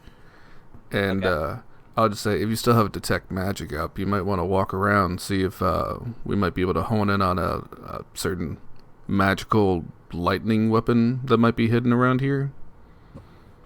Sure. If you're okay for me to do that. Yeah, if you want, I'll go ahead and throw it up too, and we can kind of cover the grounds in kind of detail and be two different homing beacons or not homing beacons, but two search parties to find anything that might be hidden around in the area that might be magical. Gotcha. Mm-hmm. Yeah, sure, let's do it. So I'll also pop up. Actually, I don't have it prepared. I'll just sit down and start ritually casting it then, I guess. Okay. And you're casting it in Gav- What's up? Gavin, I'm going up to the tallest part that I can see out or like glance out to the thing, and can I make a map of the town that we are in? Like not a like super detailed map, but like a We can quick always ask drawing for a map. or that. Sure. I mean, you're just trying to get a lay of the land. Yeah, just trying to get a lay of the land, see if there's like a routine this Vold is going. This is the, like, is he going to certain spots in the town? Is he here at this one, or is it kind of like sporadic? This is the kind of questions I'm going to be asking. So you look through one of the windows on the upper floor, and you look, and immediately after you look through that window, you regret it as you duck back thinking, oh, did it see me? Did it see me? As that Vold is, that primal is right outside the building. So, Renard, Yes. this killer, what information do you have on him? What weapons does he use? Does he have any magical abilities? What does he look like? Anything? What does he wear? It's not much to tell. He's a quite skilled individual. Clearly, he knows his way around a blade. He knows his way around subterfuge, espionage. He, What kind of blade does he use? a double blade. And actually, let's double back real quick. I want to get to this dispel magic and try to remember where you were at, Brandon, because I do want to explore these questions that you were asking. But Okay. I feel like additional information might actually influence your questions. So with Anand, when you use detect magic, there's nothing magical in here that you detect, except for the dog. The dog is lit up like a Christmas tree whenever you look at it. Question. What he was asking is my detect magic from earlier. Could I still have it active, or has it been too long? Let's see how long detect magic I lasts. think it's a 10-minute. Oh, yeah, it's still active. So you would have noticed as soon as that dog left from behind the counter, that dog is all kinds of magical. Hey, so Magic would going on. my ritual cast gone off yet, or no? I'd say yes. How long does it take to cast? Test 10 minutes, right? 11, because it's 1 minute ritual plus 10 for Then ritual not casting. quite yet. Almost, Oh, but not quite 'cause yet. We'll get through mine'll this be next over thing, when and then yours it'll go starts. off. Yeah. Okay. But that's the only magical thing you see in here. Just for whatever reason, this solid white bull mastiff is just lit up like a Christmas tree whenever you cast detect magic. What type of magic is giving off? I can tell you in just a second. Is it conjuration or illusion? It appears I would definitely say conjuration. Okay.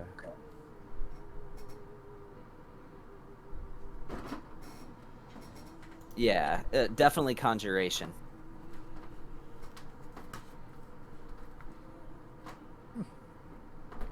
So,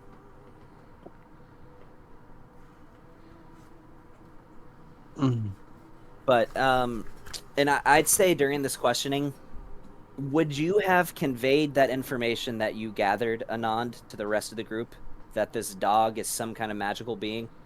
Of course. Okay, Like, so then you can go. That's why I wanted to get to that before you started your questioning. You can go into your questioning as if you have the information that this dog is a magical creature. Okay. Now, I will circle back to you, Raven. So, you said a double-bladed weapon. Appears to be yes. Well, I have a lot of knowledge in that. I would assume so. She's just kind As he motions to your double trident. of... Yes. Double trident. Yeah, he has his weapon is basically a staff with a trident, like with trident blades on both sides. Oh. Wow. And there's a serpent wrapping the handle. Oh. And both of the middle spikes, one is the tail and one is the head. Aquaman would be jealous. I know. Okay. And I have another question. Of course. Your companion there, Yes, his name is Tiberius. Tiberius, huh? Yes. Does he do any nifty tricks? Not that I'm aware of. He ventured here about a month ago and has been by my side for a good bit. I assumed he must have just been some stray, so I took him in. Is he always by your side? At all times. So, from the hours of 6 p.m. to 6 a.m. he's here? Yes, literally every hour of the day, he is by my side. So you don't sleep, you know he's there all the time. Well, of course I sleep, but in the times that I found myself waking up in the middle of the night because of, as he sarcastically points outside, I wake to find him laying at the foot of my bed. What Okay. color are the dog's eyes? Blue, Color's the dog's fur. white. Cool. So, has my spell gone off yet? Once he's done with his questions, then I'll say your spell goes off. So, but you don't know if this man is masked, if what he wears, does he jump rooftop to rooftop? Anything? He appears to appear from nowhere, and yes, his acrobatic skills definitely do seem to be quite profound. Look, there's a reason we hired you, the reason we put the contract out, because this is above us. I have a question. What's that? So, with my detect magic, I see that the dog has it's giving off conjuration magic, right? Yes. Does it appears to be like not residual, but active conjuration magic. This is a yes? magical creature that was conjured, is what you would gather. Find familiar. I cannot. If something's being as you know, having studied the arts, could I try to deem the source of the spell, or is it being focused? Give me an Arcana check. Okay. That's a thing? We can do that? Yeah, Well, in fact, 'cause if if you want to magic- do one too, We, by we all can means. we can trace the call? If it You if it's can being try to cast, determine the it's coming nature from that of somewhere. the magic that brought it into existence. 19. All right, did you want to do one, Lucas? Yeah, I guess. Sure. Let me da-da-da-da-da-da-da. So that's a good roll from both of you guys. Yes. You know that with the spell Find Steed, a mastiff is one of the creatures that you can summon from that spell. Now, it's a spell that typically is cast by spellcasters with religious inclinations, but it is a spell nonetheless, and that is one of the potential creatures that you can summon with that spell. So you imagine the spell Find Steed would probably be what brought this creature into existence. But with Find Steed, it's not like Find Familiar. You can't see through its eyes and stuff, can you? You can review the details of the spell if you would like. No, you can't. But you can telepathically communicate with the animal. Does that mean you can hear what it hears? No. You You just just communicate with the animal. The animal can telepathically tell you what it hears. can you just always know where it's at? It could tell you where it's at. There you go. So, well, I can't really communicate that to the group yet until we actually have a chance to talk. Never mind. Yeah. So, Okay. continue with your questions, Raven. That is as little as information as you did give me. That is about all I have. I come down from looking upstairs or whatever, and I I'm gonna ask him a few questions. Okay. You see that he's clearly being questioned by Raven already, so it's not hard for them. It's not hard to find him. So you can approach and ask your questions if you would like to. Raven, are you finished? Oh, yeah, you have the floor. All right, Captain. So, what do y'all have any clue of the Vold's whereabouts, where he travels, any specific He's not a locations? bold. He's not Uh, a bold. No, feeling I'm not. bold. I'm You're talking about the Awakened outside, or not the Awakened, Awakened, the Primal, yes. the Primal outside. Is that primal. what Yeah, you're the talking about? primal. Yes. The Primal. He typically just enters the city, goes in a zigzag pattern. He enters the city from the west side, goes in a zigzag pattern through the streets and alleyways until he reaches the far east. And that takes him about 12 hours as he slowly makes that circuit. Of course, he is sensitive to noise, as all primals are. And once the sun begins to come up, he leaves and heads back to the Wailing Mire, would be my assumption is where he goes. But So he is here for about 12 out of the 24 hours of the day. So, if I gave you a map, could you give us exactly where he travels throughout this town? Sure, I could. But just Okay. Do you have a suffice map it of the to town? say, I do. He makes his Okay. way from the west to the east, so you could assume after about 6 hours, by about midnight, he's made his way halfway through the city, and over the rest of the 6 hours, he approaches the eastern edge and then leaves. Okay. So you say they're sensitive to noise. How exactly are they sensitive to noise? Well, they hear something, they immediately investigate. They are mindless beasts who hunt surely on impulse and gluttony. They hear a noise, they assume it comes from something alive, and if you showcase any magical abilities in the line of sight of these creatures, they will surely attack you first. These are creatures that feed on magic, so if you prove to them that you are capable in the magical arts, they will naturally hunt you. Interesting. Interesting indeed. And if I might say so myself, you appear to be of elven descent. You are their food.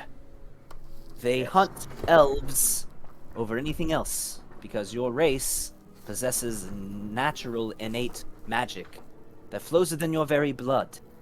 And as a result, if they notice that you are an elf, which they surely will, they will likely come after you first, lest a creature that proves themselves to be of greater magical potential shows themselves in your stead. As he says that, I Interesting. look at him. I give him a slight wink.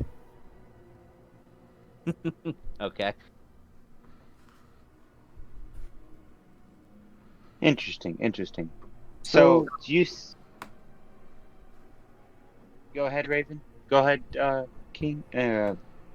Captain? Captain. Yep, go ahead, Captain. So, do you... And this is a question for either one of you, if you know this information. Beast or the other... Is it... Can Vold make other Vold of anything of elven descent, or does it have to be actual... like a pure elf? He points to your ears. You, to that creature out there are prey and nothing else.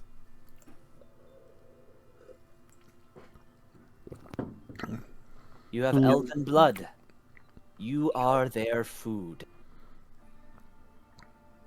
But they're more likely to go after a pure elf than a half elf.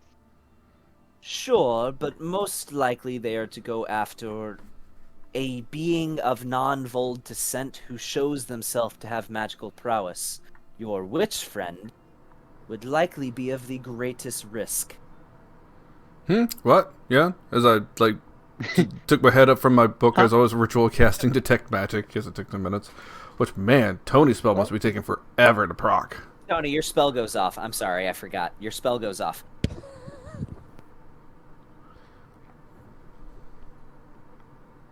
Tony. What spell were you casting, Tony? Oh, sorry, I was muted. Lehman's tiny hut behind the bar. Oh. Okay. How big is that spell? 10-foot sphere. It takes up the entirety of behind that bar. Like, they can't get to the bottles of booze anymore. Good. I don't care. Okay. It's pitch black. It is just black. It's the color I choose. Okay. And about the time that you finish the spell, you hear that familiar echoing scream again. I'll do you guys the service of not playing it all over again, but you hear the same thing all over again. Flora sees that he's in the way of the booze, and she is going to cast Dispel Magic On his hut? on his hut. Okay, what level are you... Flora, what level are you casting Dispel Magic? She's asleep. Okay. It's 2. Okay. So she's level- not doing whatever it. level. You're doing it. What is the question? What does the hut do? It does a lot. It actually, unless some dickbag is gonna dispel it for no reason, because you could walk through it, pretty easily. You just walk through it. It actually deters it and makes it where no creatures can come in and spells can't go through. So it's basically you're invulnerable when you're in that thing. Yeah.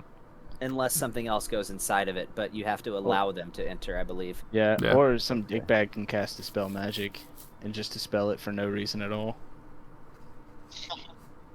Well, are you still doing it? No, I'll be nice. No. He said he was dispelling it. He could have partially finished casting it, and he could have partially gone through the casting and then canceled.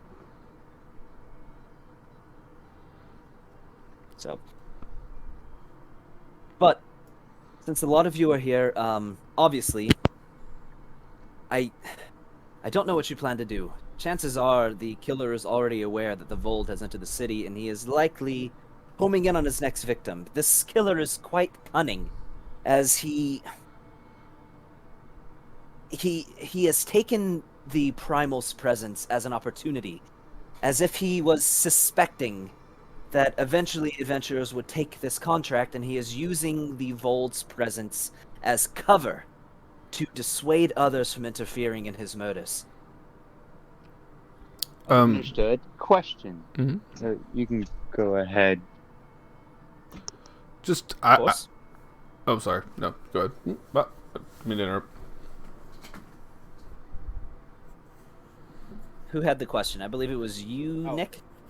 Yes, question. Okay. So, how many explosives do you have in this place? None. No I, explosives. No. We do have not. barrels of gunpowder. Don't worry, we can make them. Good. Good. Are My you planning idea on is blowing it up? Because my suggestion would be to limit collateral damage on a town of people who are already impoverished. I'm not trying to blow any houses up. I'm trying to make it to where it's to say if we were to blow up a field or back out away from the town, will the Vold be attracted to it so that way we can have some time to search around the place for this killer? Oh, any noise that's loud enough would likely attract the Vold. That is to be sure.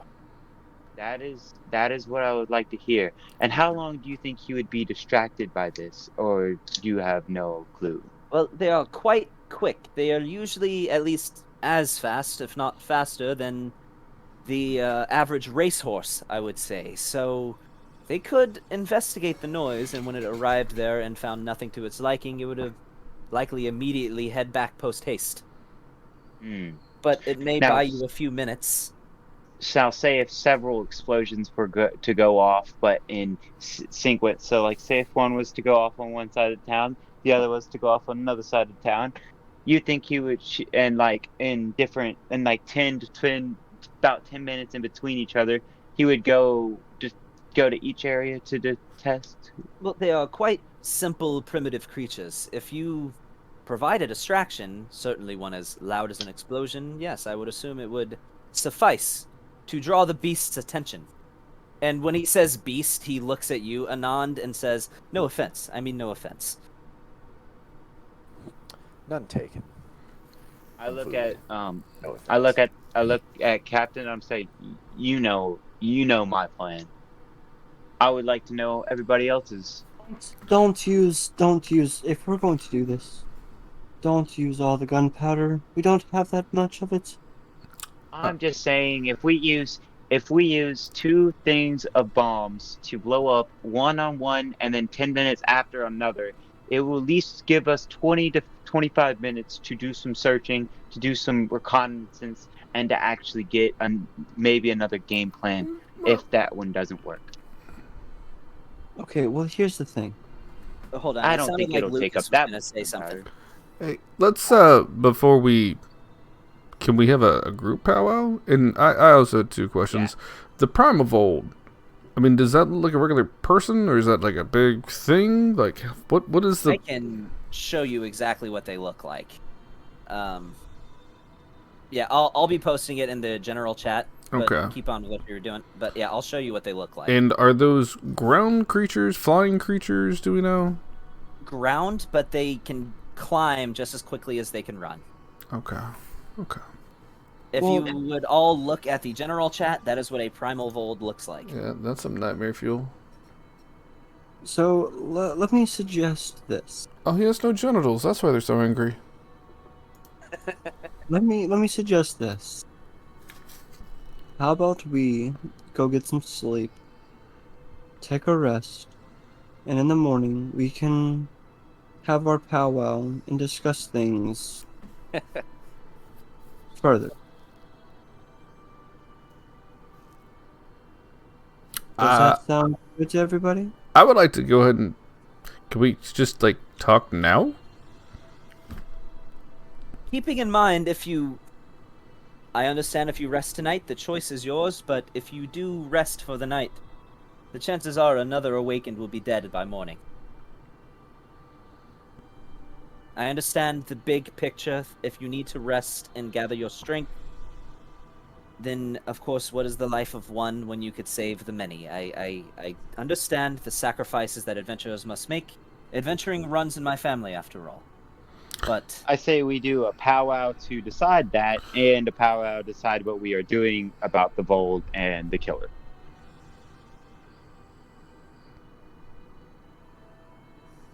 So. Okay, I don't know. Okay. Vaughn, what's your big obsession with killing the Vold is right now? Because that's not the contract, nor is it the I'm word. not saying we're killing the Vold. I'm saying we distract the Vold. You're putting words in my mouth, Captain.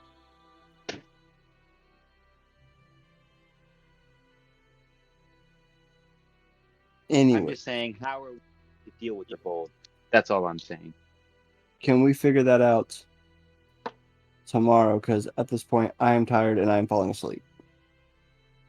Or the next game. Because I'm literally falling asleep. Yeah, that's cool. got you. So, Let's just say we have got your together. I conversations, literally whatever just you wanted to want, that's workshop a what we theory, call it. just to throw it out there, so I don't forget this by the time we get 2 weeks around. So I'll Okay, just well, kind if you of. wanna if you want to workshop a theory, then let's workshop a theory. Yeah, that's all I'm saying, man. That's what I've been trying to do for 10 minutes. all right, So- yeah. So what you got, Sean? Let's let him Hey, I'm just start his idea. saying. Look, odds are this guy, same thing as I was talking about before, that if he's trying to frame, and this is kind of off to the side, if he's trying to frame the Guildmaster, who's basically like the only police around here, he's probably just summoning the familiar thing, so he basically has a homing beacon on the guild master. That's what that mastiff is. So if he can command that thing to stay with the guild master and always know where his summon is, he always knows where the guild master is. So he can make sure he's never in the same place attacking somewhere with the guild master. Idea. Like I said, it's a thought, but we can also use that to our advantage, because if he's thinking he's safe to be able to act while the guildmaster's here, we can be somewhere where the guildmaster is not. That's all I'm saying.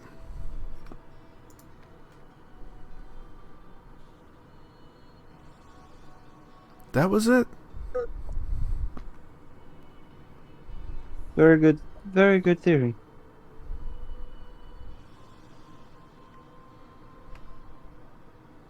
Dun, dun, dun, dun, dun. That's all I got, guys. So, did anybody else have anything that they wanted to say, contribute, ask about?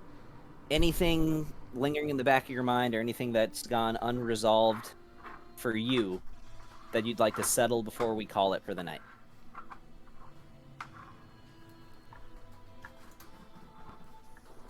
I think I'm good. Okay.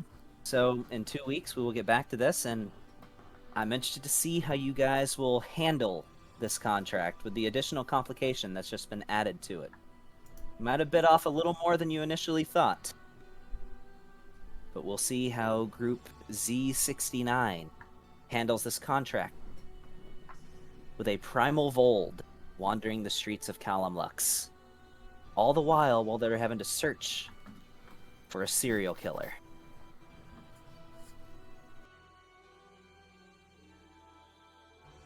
And with that, we will handle this in 2 weeks. Woohoo! Good session, gents.